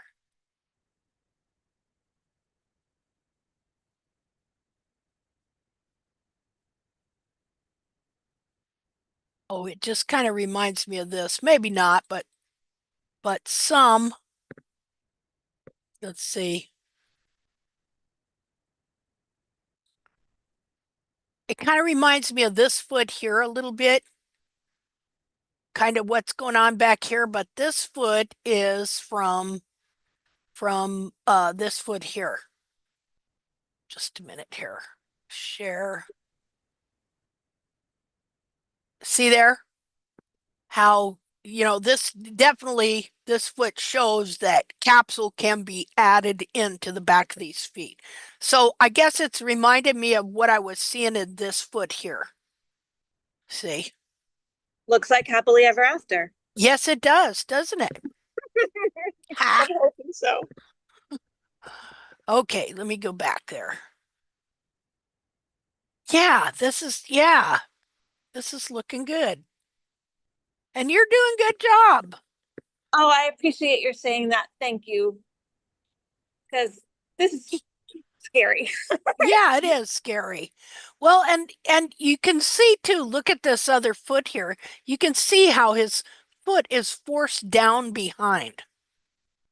Have See? you changed the screen share or am I behind? Oh, oh, nope, I didn't change it. Just a second here. There we go. Got it. Thank you. Yeah, so you're doing that frog and all that, and the back of this foot is going to want to come up and it's going to add more capsule in, and you betcha. Okay. Here. Thank you. Yep, looking good. Looking good. Cool. Yep, this will stand up eventually. You're headed in the right direction. That medial side is the trickiest part for me. It's like a dance that I seem to be 3 beats behind on. Really? In my opinion, yes. Yeah. Well, it's the same for me, just so you know.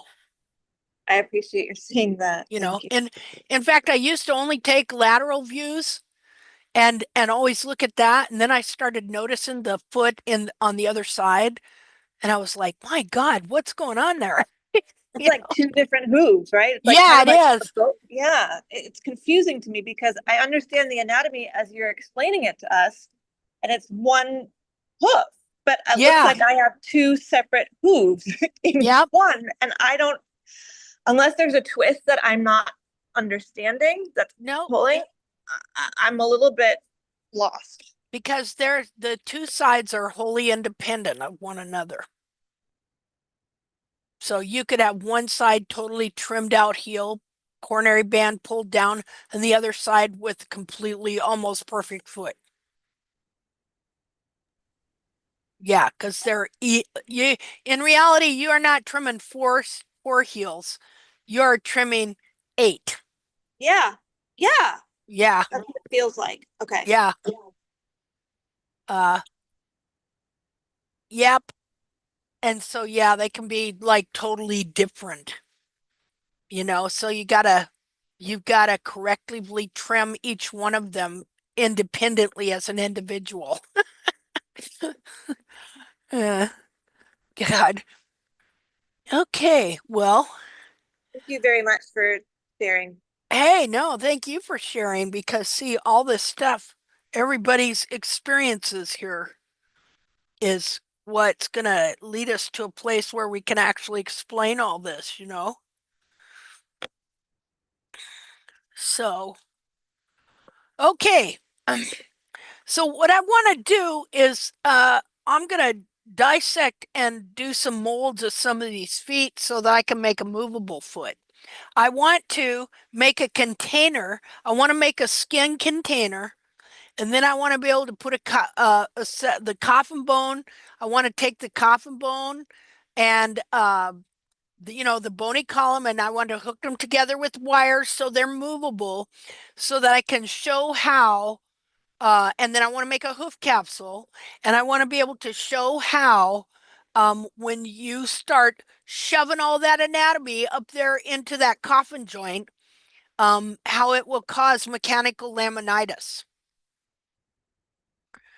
and cause the foot to rotate, cause the coffin bone to rotate. So I'm going to be working on that in my dreams. Okay. Okay, well, since we're here, um, Uh, Linda, are you there? We'll give her a chance to answer here. Linda with the Y. I'm here. I'm here. Hi. Well, what's going on with you? And your Oh, horse? so I've been the farrier changed his day for coming out to the farm, and he's now coming out on Tuesday. So I've missed the last few hoof chats. So today the farrier's there, and I didn't need him to see Hal because the last time he did him, he took his heels out again, even though Yeah. I told him not to. So yeah, I was pretty frustrated. In fact, I wanted to run him over with my car. Yeah. But on the other hand, his back foot with the solar abscess is healing up really, really nicely. Okay. I actually just the other day I worked on getting his bars down again on his fronts, and I was almost it was very challenging because I was just so upset the fact that I'd worked so hard getting him to grow some heel, and Yeah. things were looking pretty good. And I'm looking at it, cleaning up the frog a little bit and taking the bars down, and I'm going, there's no friggin' heel here again. Yeah. So I'm gonna take some. They're having a big clinic at this Icelandic barn. It starts on Thursday, so I'm gonna go tomorrow. I'm gonna soak his feet, and I'm gonna take some really good pics, Mhm. and I'll send them maybe to the group so that for next Tuesday, I want to make sure that, like, I tell this farrier, just maybe I'll color it in. That's what I was thinking. Maybe I'll take my markers and actually Mhm. color in the areas that I don't want him to touch. Yeah. Um, that's what I was kind of thinking. But I do see some movement with his frogs from me getting him to do the apex, and I've been doing the apex a little bit myself with my Okay. Dremel. I do see some more growth coming in the heel quarters of sole where the bars were laid over. So I think there's some good stuff going on with his feet, but again, yeah, he's got no heels again. So yeah, Okay. So how often does the farrier come? there's 40 horses at this barn, so he comes once a week. Like he's Okay. there every Tuesday now instead of Okay. Wednesdays. So But yeah, he how comes. often does he do your horse? So I had him on a 4-week cycle. Okay. Like every 4 weeks I had him. This is prior to me moving to this barn. Like I'm only there for some training and stuff, and unfortunately no training's going on because of with his Can't. solar abscess. Yeah. But at the other barn, which is just down the road from me, he was coming every 4 weeks. Okay. Yeah. So Okay. yeah. Well, I do you have any current pictures? No, but you know what? I wanted to show you guys an old picture of how bad it looked with Okay. his barefooter that he used to deal with. Hang on, I'm gonna send it to you right now. Okay. Because every time I go back and look at this, I shake my head and go, my goodness, why didn't I have why didn't I know about you guys such a long time ago? Because I would be so further ahead. Yeah, because the way that she was constantly just leaving the frog, and it was so big. His frogs were Yeah. so big. They were just crazy. Hang on just one second. But yeah, it's been interesting. It's been interesting seeing his foot is moving. I am seeing different things and looking at it every Okay. yeah, just one moment. My Facebook is being a pain in the bum right now.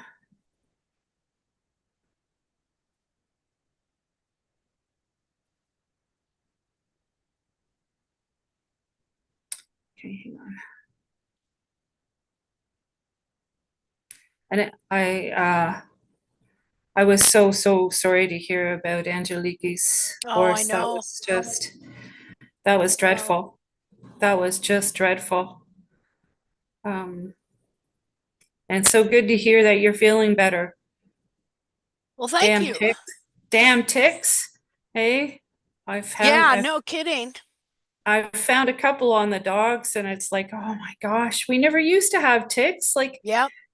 when I was a kid, like there was never any talk of ticks or doing Yeah, I tick know. anything, right? Like it's just Interesting how they just started showing up.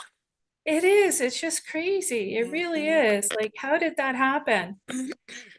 I don't Now, know. I overheard you talking about there was a lady in Canada that you did a what did you what the term that yeah, Intervention. an intervention. Oh my gosh, that made me almost pee my pants. I thought that was awesome. It was Um, awesome. I was so blessed, you know, because I was so vexed, by seeing what was going on. And, you could just tell most people, well, nobody's doing any of this on purpose, and no, stuff. no. And like the lady that was trimming Hal back here, and I'll send you the picture of what he looked like. I just sent you the pictures to your Facebook page. Um, that was just one of his front feet there. That's how he looked all the time, and she loved it.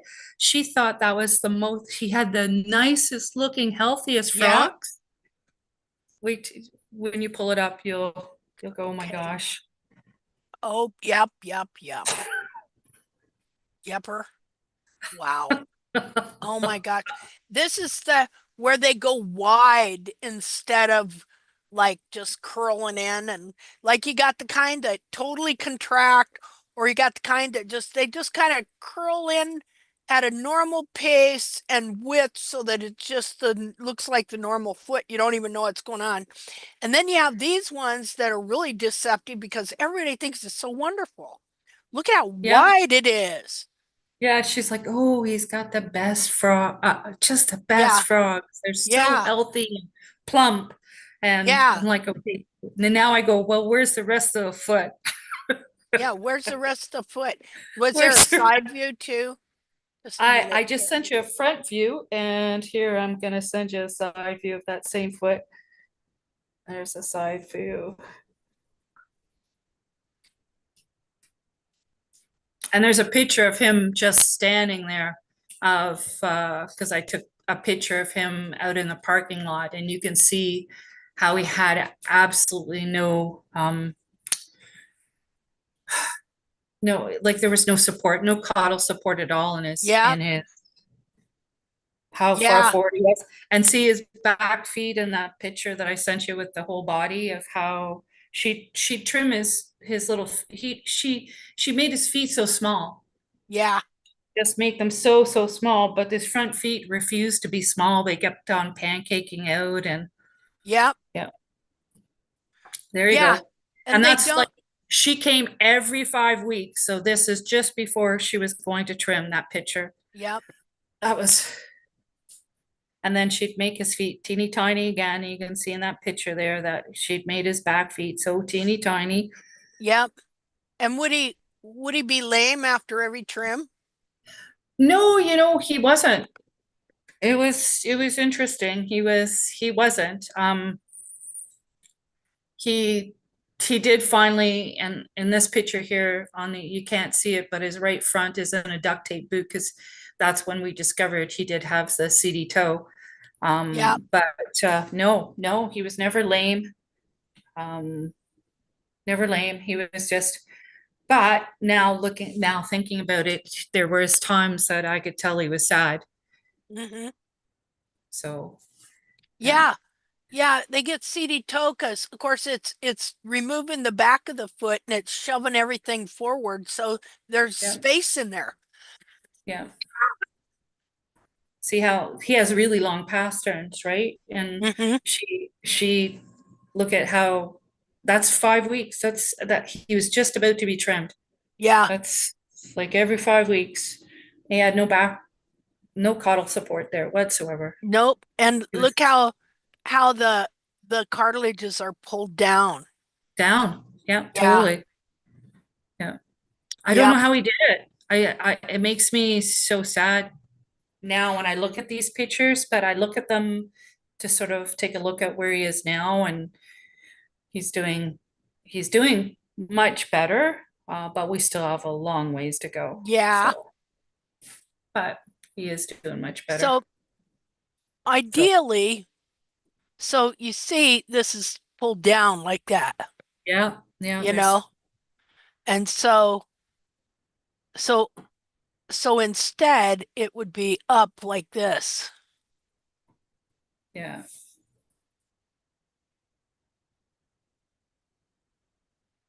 And then his pastern would be straighter.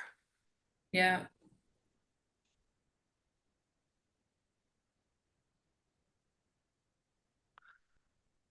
It would be more like this.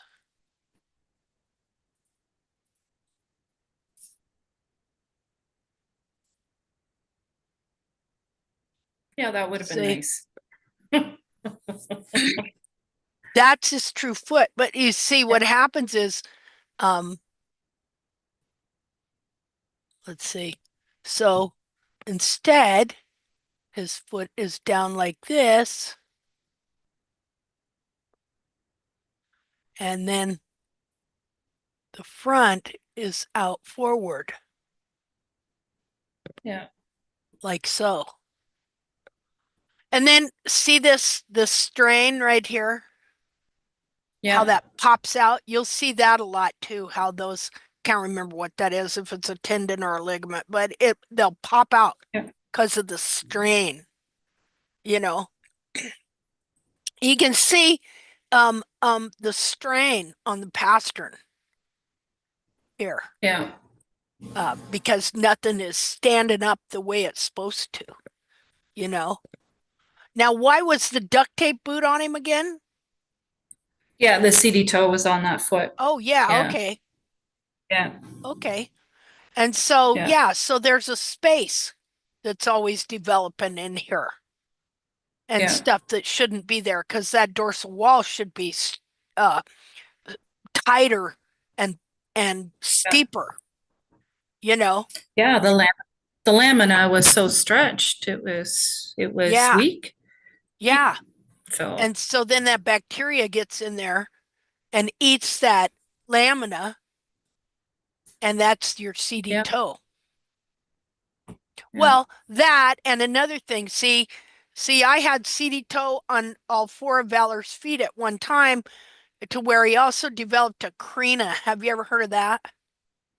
So he's got that in the front right. Yes. He Yeah. had the crina?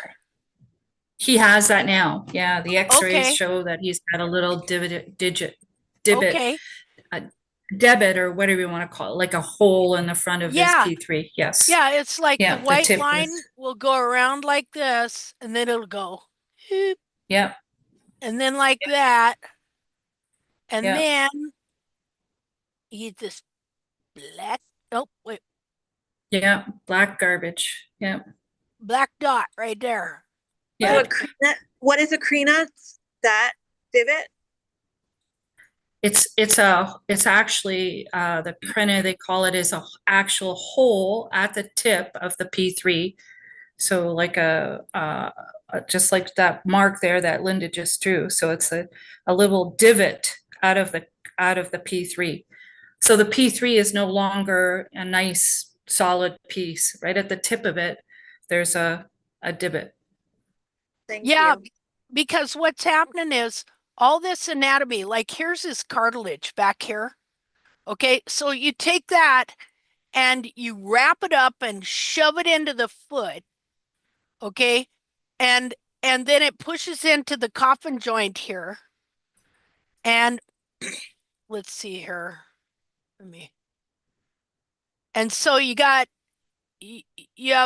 the coffin bone like this. Okay. Well, when it shoves into this joint right here, it pushes that forward and it forces the coffin bone down like that, so that the tip of it is now pressing on the sole. And Yeah. so it wears it out, and then bacteria gets in there and starts eating stuff.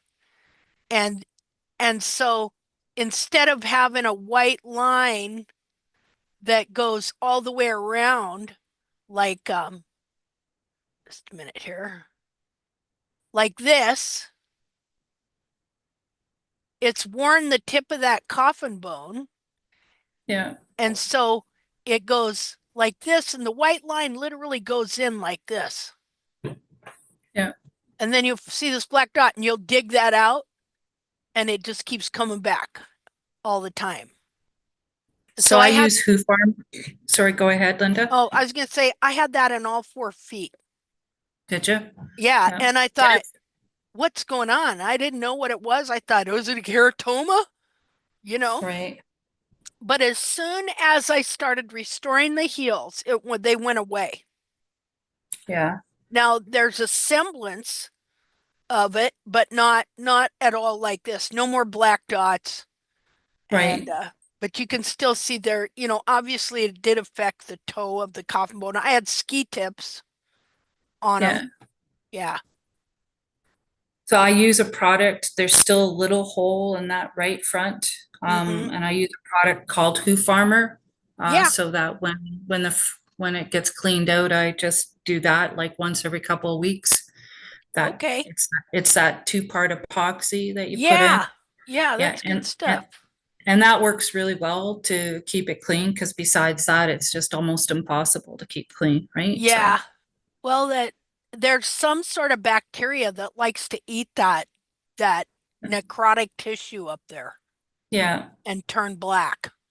yeah, And actually, I was wishing I could figure out a way to be able to introduce that into a foot to be able to eat. I've seen 2 feet where instead of having laminar wedges, it was just totally hollow up there. And I thought, man, that might come in handy to get rid of Hmm. a laminar wedge and be able to grow a wall back down. And they were eaten by that black stuff, and it was just completely gone. And there was a gap. The sole was not stretched out, covering it up or anything. And I just wish I could see that again. It was just a big cave under there. And then the lamina was what I call cornified, which that'll come back.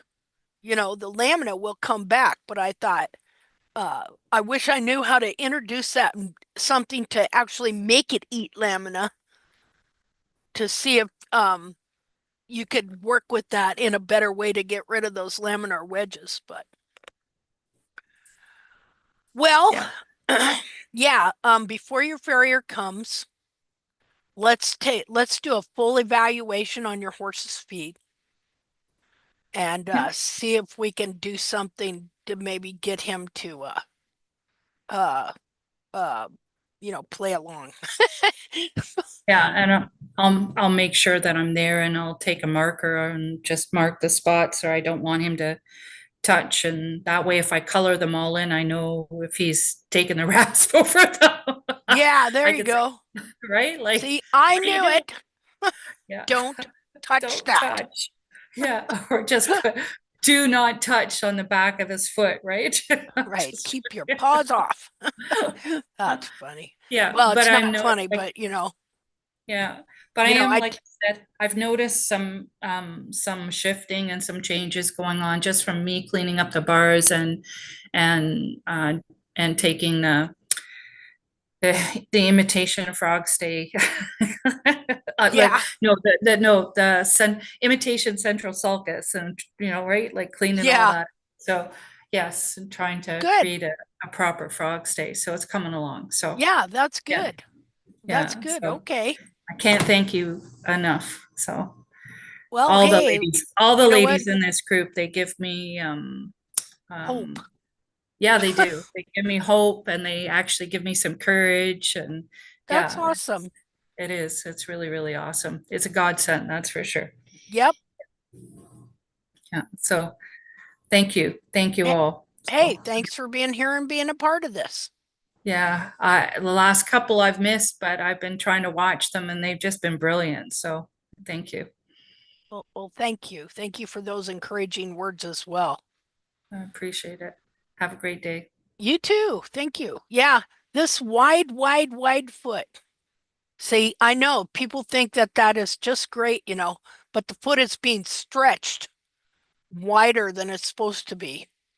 like I say, you trim the heels out, you get different reactions. They can go wide to follow the shape of the foot, or they can just, curl in like you see when somebody uh cuts off a whole rim of hoof wall and then it sits there for a while and you'll see the heels just totally curl in. It'll do that or just totally contract to where the central whatever it is cleft, the frog cleft just totally closes up. Um, yep, yepper. Let's see what we got here.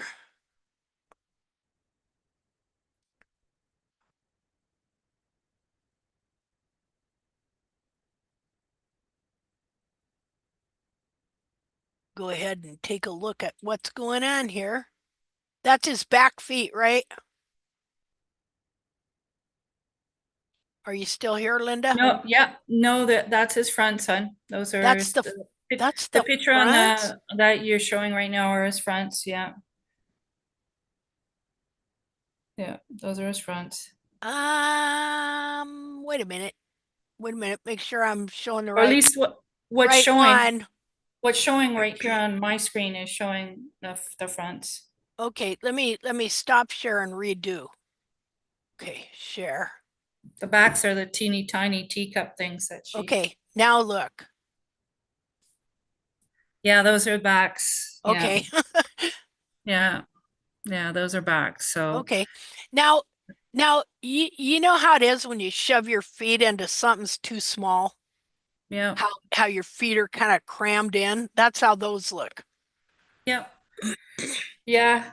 I told him the last time, stop taking Yep. any toe off. Like, please stop taking the toe off. Like, just lower it. Don't shorten it. So Yeah. And right. is this a back foot too? So that's the back foot, and that on the left side there, when we're looking at that picture, that's where the solar abscess was. That whole bar on the left, yeah, there. Oh yeah. There was a huge solar abscess underneath that. Yeah. Well, that's because everything's being pushed wide and actually growing over the actual sole, Yeah, you know? yeah, yeah. So yeah, really bad solar abscess. So that whole heel is cracked and coming off, and he's growing new stuff underneath. So I still have him in boots. I just Okay. go and I clean it every day, and I walk them. I walk them for like they have a track there, so I walk Uh-huh. them almost a mile and a half every day. So Yeah, yeah, see when you take that knife, you just gently lift and follow this and get it off of there. yeah, Because this it's all this gone. oh it It's is? all gone now. Okay, Yeah, it good. literally, when he trimmed it, he went to trim it, and that whole piece peeled right off, Yep. and underneath was the abscess, and yeah, so there was no hoof left underneath. Yeah, That's yeah, because see, so the foot is being bent and the capsule is being bent and growing in a weird way, and it actually growing over the real sole here. yeah, Like what you yeah, would think is this part here is actually clear up here, right. you know?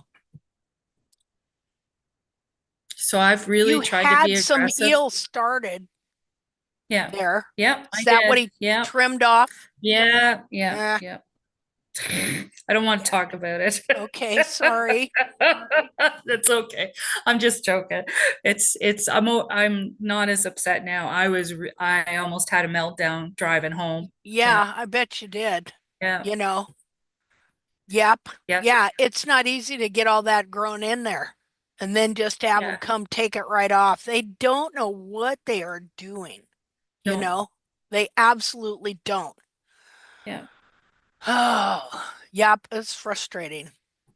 So like I said, tomorrow's my day of going, and I'm gonna be soaking his fronts and cleaning them up really well, and then I'll mark them up and I'll take some pics. Okay, that'll be great. Yeah, so that hopefully next week when he comes, I'm gonna have my battle gear on. My Okay. my tact warrior outfit. Yeah, I'm going to be assertive. That's right. Of course, you know what they think about assertive women. Yeah, we're bitches. Yes, Nasty old bitches. I took a stand for myself. Yeah. Yeah. Yeah. Yeah. He thinks I'm a crazy old lady, that's for sure. So, Oh, well, yeah. Yeah. you about gotta be, they drive you crazy, right? You know, So, but yeah, I mean, I'm really close to starting to do some work with the knives. So I've tried a little bit and I'm okay, just not confident enough with I it. know. So, um, there's a course that they're offering here in Ontario in August, a trimming course for a That's week. great. So I'm gonna do it just to get some experience with using the Yes, tools and then that'd be maybe awesome.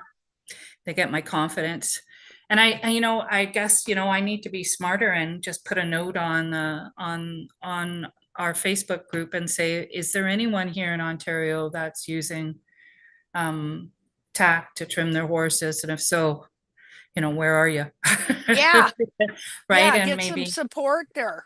yeah, and maybe do it that way, right? Mhm. So, but like I said, I have noticed some changes just from the little bits that I'm doing of trimming the frogs and I've been a lot more aggressive with those bars with my Dremel. I get more confident every time I do it. So Okay, I'm doing it every couple of weeks.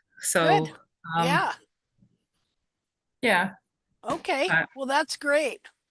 yeah. So, okay. It'll come. I mean, man, I've been through it all and stuff. So better ain't fools rush in where angels fear to tread. So there you go. You're Right. doing just right. Yeah. You Slow, know. slow turtles win the race, right? That's right. That's slow and steady wins the Yep. race. I At just know least I'm in they the right. finish. That's right. I just know I'm in the right spot for learning. So that's all. That's Yeah. the most important thing, right? So, Yep, that's right. I believe that. And well, I just know we are. I mean, we've all done all that other stuff, you know. There's so much anatomical error seeped into the veterinary field and to farrier and especially uh barefoot trimming. Oh my God. yeah. It's just it's terrible. And so I've been there. I've been deceived and deluded and had the wrong idea and stuff like that. So I understand what's going on with people, you So know. I do have a quick question while I'm looking at this foot. So I Uh-huh. understand the pillars, the toe pillars. When Hmm. I'm measuring down that center of the dorsal wall, and let's say most of the time, like right now, I just Uh-huh. did it the other day, and both his front dorsal walls are at 3.5 inches. Okay. So those pillars should be at 3.25. But where do I start to ensure, like, where does the 3.25 start at? Right where I drew that line at that 2 inches, like Well, that's where it should be measuring. yeah. And then you follow a horn tubule down. Okay, Um, so that looks pretty good in front there and it may not be exact because I mean you're still adding on to the back of the foot because right. with the back being trimmed out, it's forcing everything forward. So your dorsal wall angle is not very steep. And No, so it's, your yes, foot is going to be lower to the ground, right, than if let's say your dorsal wall was steeper, it picks the foot up off the ground more and right. stuff. So you're okay at where you're at Okay. 3.5 inches. You wouldn't want to go any shorter than that because you ain't got much heel, and so you probably ain't got very thick sole. So I You know. measured his heels the other day and they're almost at 2 inches. Okay. They're almost at 2 inches. So Okay. they were a little longer. I wrote it down when they were growing, but yeah, they're back to 2 inches because I think Okay. I Well had two and a then. half inches on all four. So Okay. Well then, that's good and stuff. yeah. So the let's see. The most recent picture was. Let me go back here. This is the most recent picture, No, right? no, those are old. Those are Those are really, old. really, that's Oh, really super okay. old. What's Yeah. the most recent picture? Hang on. I sent you the ones, and again, they're old pictures. They're like almost a month old, I think now, the Okay. ones that I sent you. Hang on.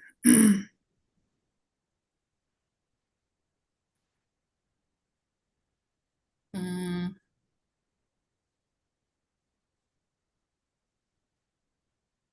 when was that? Yeah, April 16th. Yeah, so a month old.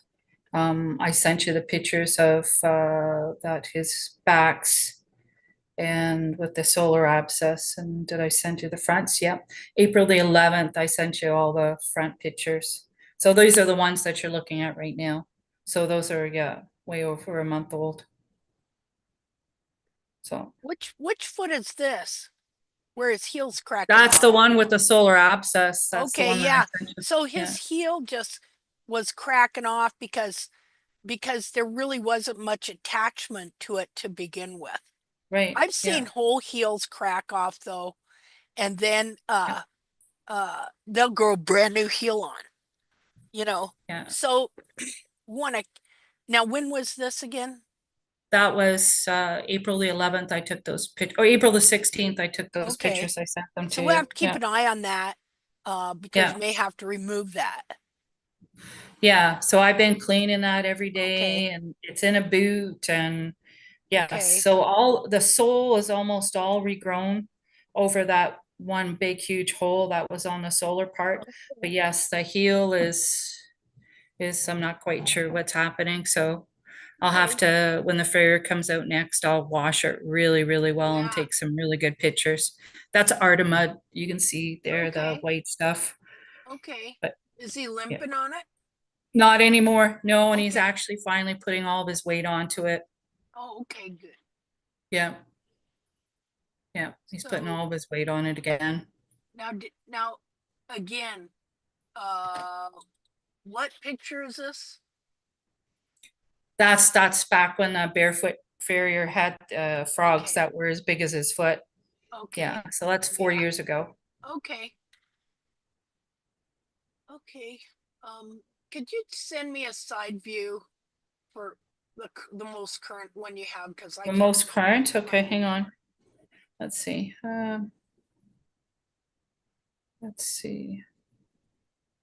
Most current. That would be when they're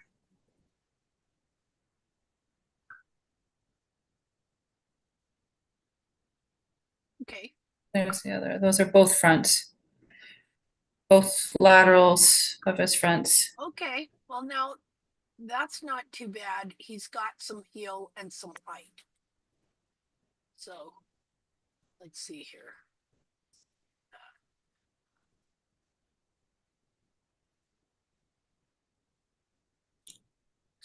Yeah.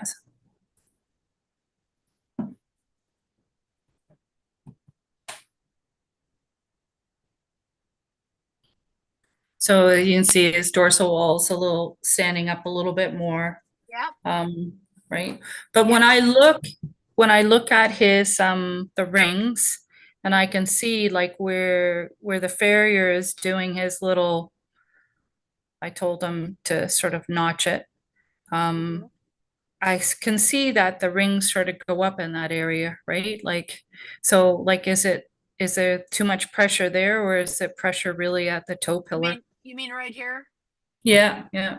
Yeah, that's not bad there. That's just a little bit of compression ring, but nothing serious. So I see good things here. I see that the growth rings are straight, that Yep. they never were able to really super bind his cartilages here. Um, so uh, so you know, just take pictures before the next trim and we'll do a Yep. markup and see where everything's at and see if you can get him to just kind of follow the markup. Yeah. Yeah. That's going to Yep. be my best Okay. bet Yeah. going forward. Yeah, Thanks, but Linda. just looking here gives me hope. Yeah, Okay. yeah. I mean, Yeah. yeah, and I think he's more comfortable, right? Yeah. So he seems to be happier. So Yeah. His bulb's off the ground. yeah, So that's good. but his backs aren't. His backs are still because honestly, I've just been focusing on his fronts right now, and now I'm Mm-hmm. gonna go back to his backs now that Yeah. his abscess is all healed up, and Yep. now I'll start working on the backs and get those bulbs off the ground. But yes, his bulbs are Yeah. off the ground in Okay. his fronts. Yep. Yeah, That'll work. My backs are still behind as well. yeah, yeah. So So. I just figured I wanted to see change in the fronts because those have been Mm-hmm. the ones with the biggest problem with Yeah. the with his suspensories and everything. Yep. So, but Okay. the backs are just as important with those negative palmar angles going on. I'm sure Yep. his suspensories are pretty sore back there too, Well, right? they'll come So, along there. yeah, Yep. I know they are. They're going to. I know they're going Okay. to because, like, Yeah, look at you're doing this. good. You're doing good. Yeah, thank you. Okay. Okay, well, it is 2:53. Who else has something they'd like to talk about or a horse they'd like to discuss?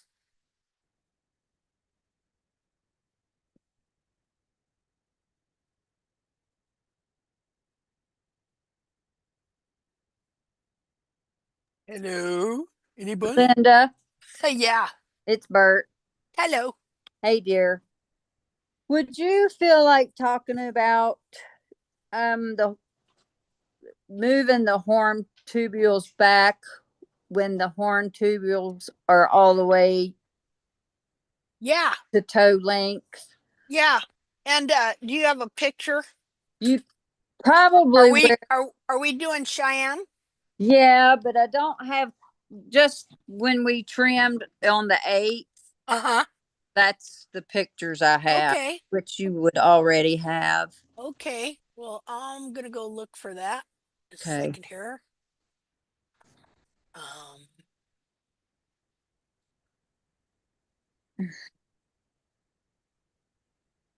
let's see here.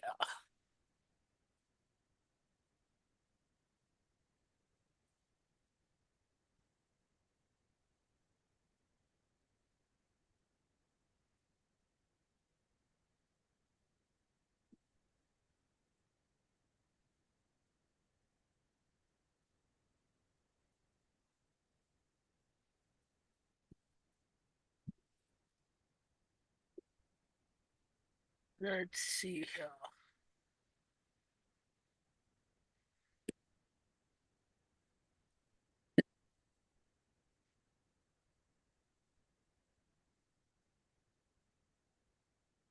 Is this what we're looking at right here? Yeah. Okay. That I was doing a comparison. That was 7 months ago. Oh, well, heck. Yeah, That's a that's a good change. big change. Yeah. Wow. That was just starting to grow out in that picture. Uh-huh. Yeah, that and look, there's so much change like the cartilage here that Mm-hmm. is so pushed down and rounded out. And then here you can see how much the back of her foot has expanded here. Mm-hmm. Okay. Well, in this case, let me just kind of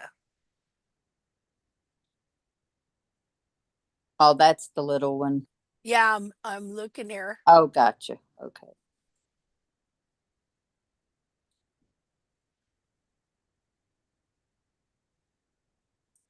I think that okay, I gotta run outside and get something and I'll be back. Okay. Okay. Okay? Yeah. Okay. So hold on, people. Okay.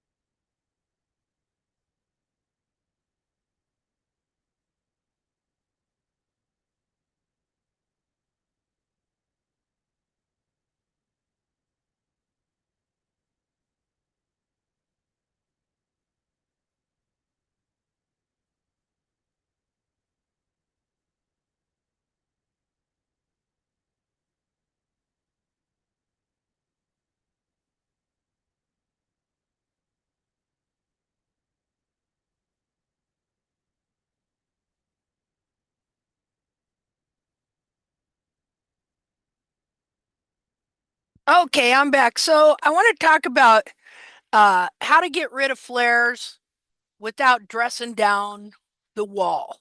Because dressing down the wall really don't get rid of them anyway. Um, so let me think. Da, da, da, da, da. All right, so you know these horn tubules. So you look at the horn tubules here. Let me see. Let me get this so I can enlarge it. Do do do do do. Okay. Hold on, I'm gonna put that in paint.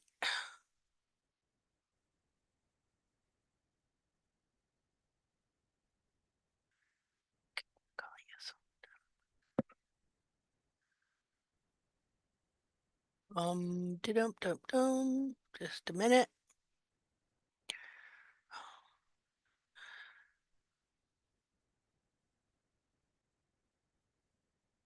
Okay.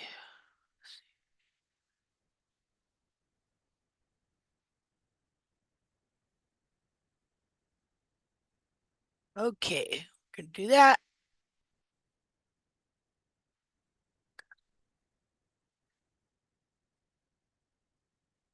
Okay, so now can everybody see clearly how the in this case, you haven't just got horn tubules that are forward.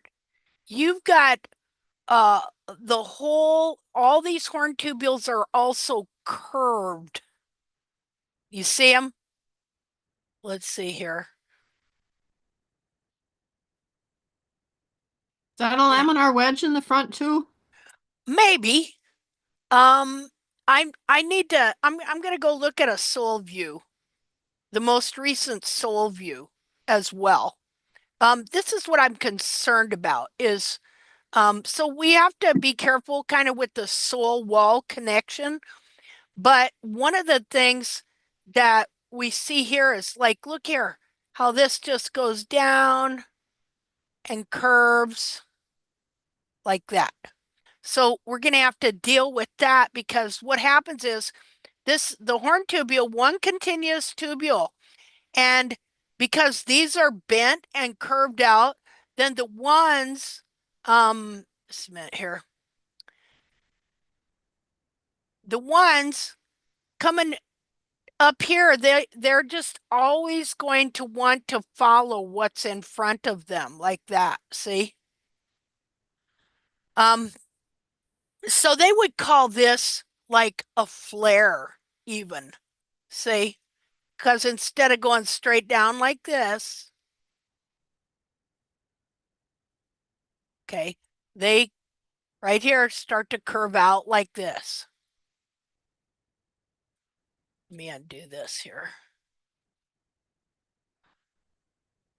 So because she has had laminitis and she probably has had laminar wedge, but this I'm thinking she has a probably a pretty good connection to about here. And it's this part that now we're dealing with that it's just not going to change because of how these horn tubules start here, they come down to here, but then they start to curve forward. See, even here, come down to here about good, but then they start to curve forward like that. So I had this going on Valor when I quit trimming him for a year. And then I came back, which I mean, I knocked off some high points, but I never took no pictures or nothing. When I come back, he had very run forward heels and a dorsal wall that did this very thing way out like that. And so, because I did not believe in dressing down the dorsal wall, I had to figure out a different way. How am I going to grow this out? And so, what I did was, so you have these horn tubules, and it's like a hair. And so, this part up here is going to follow the part in front of it, like that. So, what you got to do is you got to come up and you got to make a cut right about in here. like along this horn tubule here. With, okay, I'm gonna go to my, I'm gonna stop share for a minute. Okay, now look up here. So I got these two saws I want you to see. Okay, see these right here? Yep. That one, or even one like this. See? Okay, so you can come up here. Let me move some stuff here. Those are the Ew. same width, right? Um, About well, the blade width. oh, the width? Yeah. This one might even be a little narrower here. Okay. Okay. But this one is not as wide either. Okay. But Uh, you could use either one. okay. And so, you got your different layers. The hardest horn tubules, where you have the most horn tubules, which makes up the hardest part of the wall, is on the outer layers. Okay? And so let's see here. What could I use? Looking for something I can saw into. Oh, I don't care. I'll use this. Okay, so let me see here. I got some clay here. I'm going to use some of my clay. Okay. Okay, so let's say we're going to make a flare.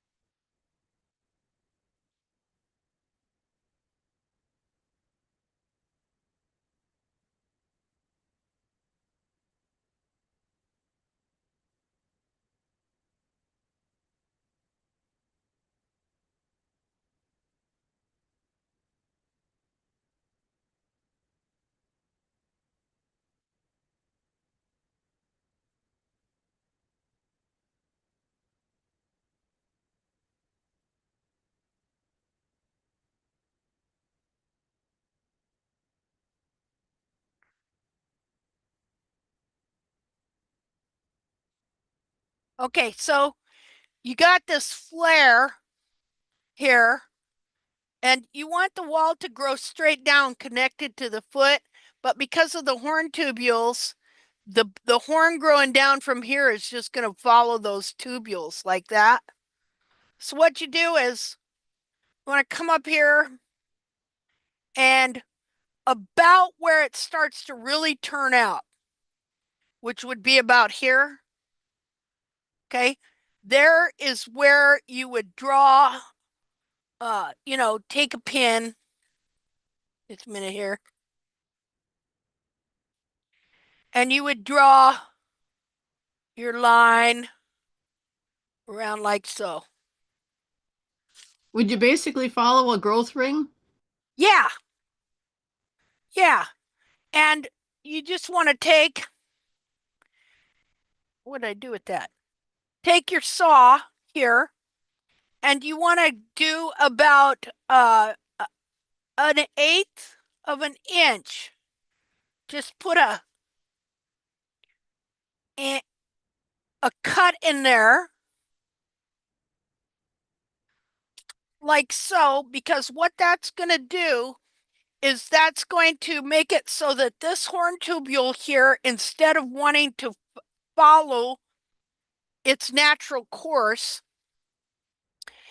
it's going to want to grow down straight because you have severed the leader. See, it's like, that, oh no, I better not use that analogy. Somebody get mad at me. Uh, you're you're cutting him off from the leader of the pack, so to speak, right here.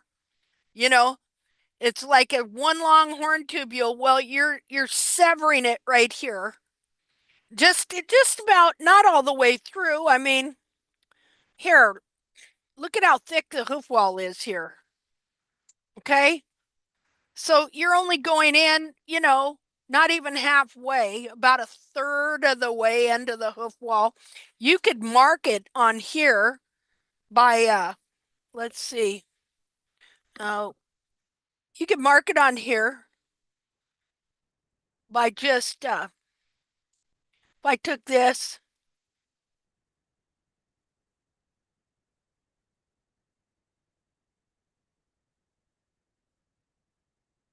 and I just marked it even like so.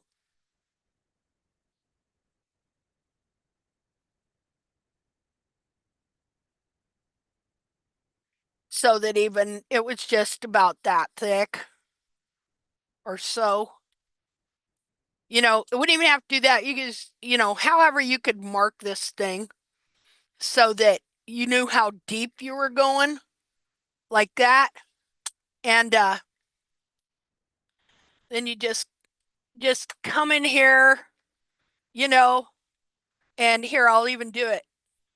Am I going to go around the whole hoof capsule from like Well, heel to heel? see there Yeah. what I did there? Yeah. Well, let's look at it.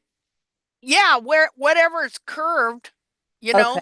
let me go back to look Okay. at the. And so then this horn tubule growing down, it's severed from the one that's curved going that way. All right. But it's still, you still got all the strength of the wall and everything. You haven't Mhm. weakened the wall in any way, shape, or form. It's just that now it's going to be more prone to want to keep going straight instead of going like that. So I did that on Valor, and man, it worked like a charm. And so what happened was, uh, this wall here grew down straighter. Now the thing about it is, this part here is going to want to grow out like that. So you got to keep, as it's growing down and out, keep taking it back. And so this part here was growing out like this, but as it was doing this, this was coming down, and eventually it all just came together, and I was able to totally trim that off as this grew down like so. And it worked like a charm. Okay. I got pictures of it. I got pictures of the saw. I'm just not sure where they're at. I got pictures of the whole thing that I did and stuff. And like, okay, like how deep is this? Let's see. Let's see. So I've only, let's see.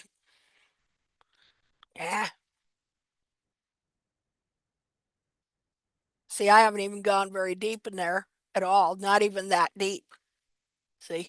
So if I just go that deep,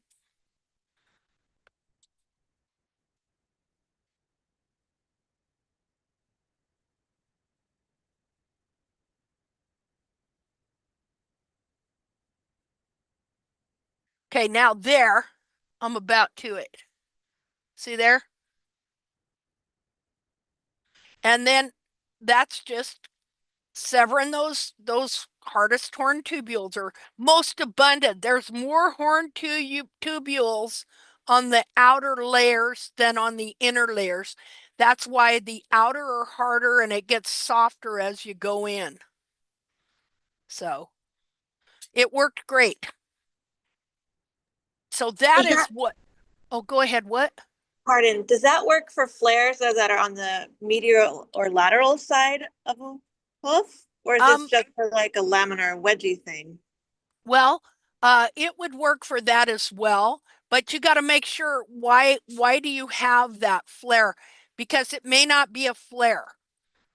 Because when the heel gets trimmed out and the buttress is weakened, then this side of the the wall can be pushed forward and it will make the wall bulge out. And so that's not a flare. Okay. See, we're talking about horn tubules that are curved like this. See, not just not just doing this like that. That's still pretty straight. See? Okay, like if this heel got pushed forward, let's see. If this heel got pushed forward, then it could make the wall bulge out like that. Okay, but if the wall came down and then, let me see if I got, don't wanna. If the wall came down and then curved out, which I'm looking for something to try and demonstrate a curve. Have I got anything around here? Oh, well, here. A second. Eh. Okay, if the wall came down like so, let's get this around here. Okay, and instead of just being out like this, pushed out in a bulge, instead it came down and it went like this. See how that's curved? Yes. Okay, that's what your horn tubules are doing in the front of Roberta's horse's foot. Okay. See, I got it. they're coming down going like that. Yes. So we're doing this in this case. Yeah, just so that then this one on the top is going to be prone to go down like that. Like, let's see here. I understand. Okay, Thank you. you're welcome. Thank you. Here, I'm going to cut this and I'm going to mess around here. Wait a minute.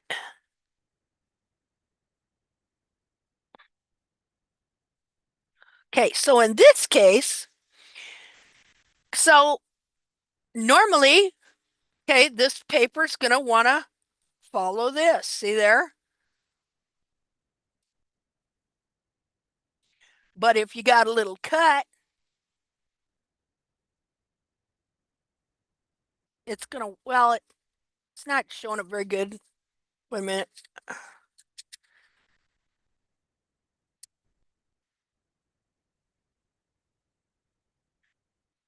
Instead of following it down, it's going to go like this. See that? How that wanted to go straight? I think your Your left hand is kind of in the way. Oh, okay. Let's see. Instead of wanting to follow it like so, this one's going to go like this, but this one's going to want to go like that. Oh, See cool, there? cool. Okay. So I cannot look at my hands. Oh my God. Look at that crepe skin. I'm just getting so old. Okay.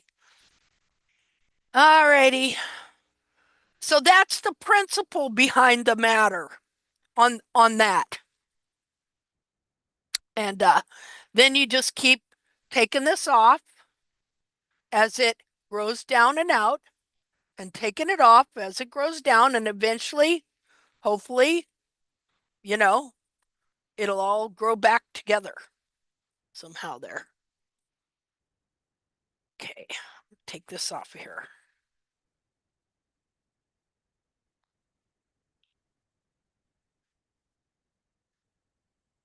This is pretty nice clay. This is Walmart's air dry clay, Crayola.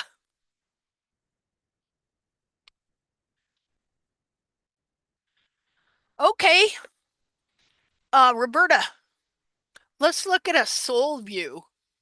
The most recent sole view of that same foot, okay? Okay.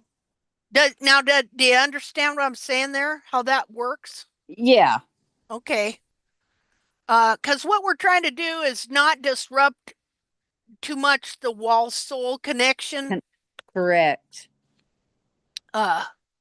Patient. Yeah. Let's see. See, on the 8th of May, when I trimmed her with your help, mhm. we almost got a nice white line, almost. Okay. And I was bringing the wall back closest to the sole the best I could. And that's kind of where I left her. Okay. That, yeah, I had taken all that back. Okay. There's more pictures. That's this one here, right? I think so. I think that's the finished product. I may have took a little bit more, but Okay, well, see, that that's kind of where she's at. that's all looking good. You might scribe a little more out just here, maybe just a little more. Bring the bring this back just a hair more, because Okay. obviously you've got about this much in here that's curved like that, you know. So we Okay. know that this is where the curve is, all this under here. Yeah. Um, so put the cut in the foot and then send me a picture Okay. and show me the depth and everything that you did it, Okay. and or in the capsule, and then uh and then measure it too, like how long it is. Okay. Okay, and we'll try and figure out, how close, like when you press on this, how does it feel?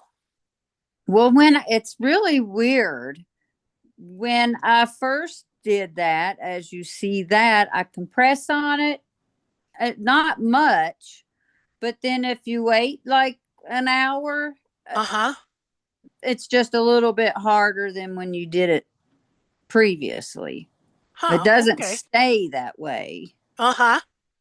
So you So, mean when you trimmed it yeah. and you would press on it, it was a little bit soft, Yeah. and then it got harder in about an hour? Or so. Yeah. Okay. Well, I think what happened there was when you brought all that back, everything shrunk back and kind of compressed everything. Because, see, it's all wanting to do that anyway. Internally, there is pressure for all of that to want to come back into place.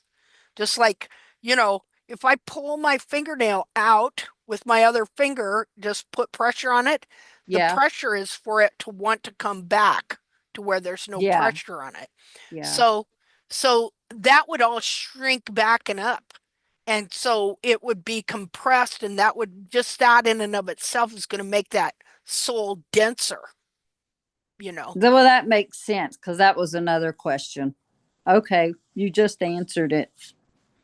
Yeah, it's all about the structural, everything that we're doing is structural Yeah. mechanics, you know, Mm-hmm. and stuff. Once we understand what the foot is and where the hoof capsule's supposed to be and what the sole is supposed to be like and stuff, and then where we see how it shouldn't be, then just trying to figure out how to get it all come back together without falling apart. Yeah.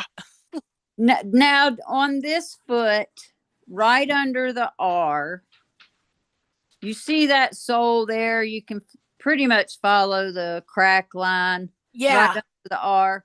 Don't I need to remove that, Um, or do I?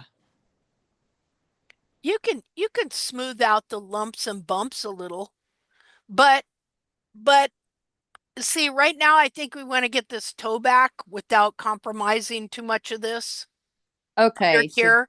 okay. Um, because it's going to be compromised anyway because the toe is stretched out Mm-hmm. and stuff. So for now, I wouldn't mess with it too much. Let's Okay. uh let's put the cut in the wall, Okay. and then uh mm, maybe take the toe back a little more. Just come in here and scribe this out up against the wall Mm-hmm. a little more, kind of to see what's under this, and maybe take the toe back a little more in the sides of the toe and Okay. stuff like that. But but we're gonna kind of let it do it on its own too, because when you put that cut in there, those other horn tubules will want to grow down straighter. And of course, this you're going to have to just keep backing up because it's going to grow down and out like that. And eventually that curved part will come completely off. And then you should have a straight dorsal wall. But this That- is looking good. Okay. You know, the sole looks good. I mean, it's looking good. You know, I don't see anything real scary. Okay. Well, that's what I will do. And definitely take a picture and send it to you. Okay, sounds good. So hopefully next day or two I'll get to her.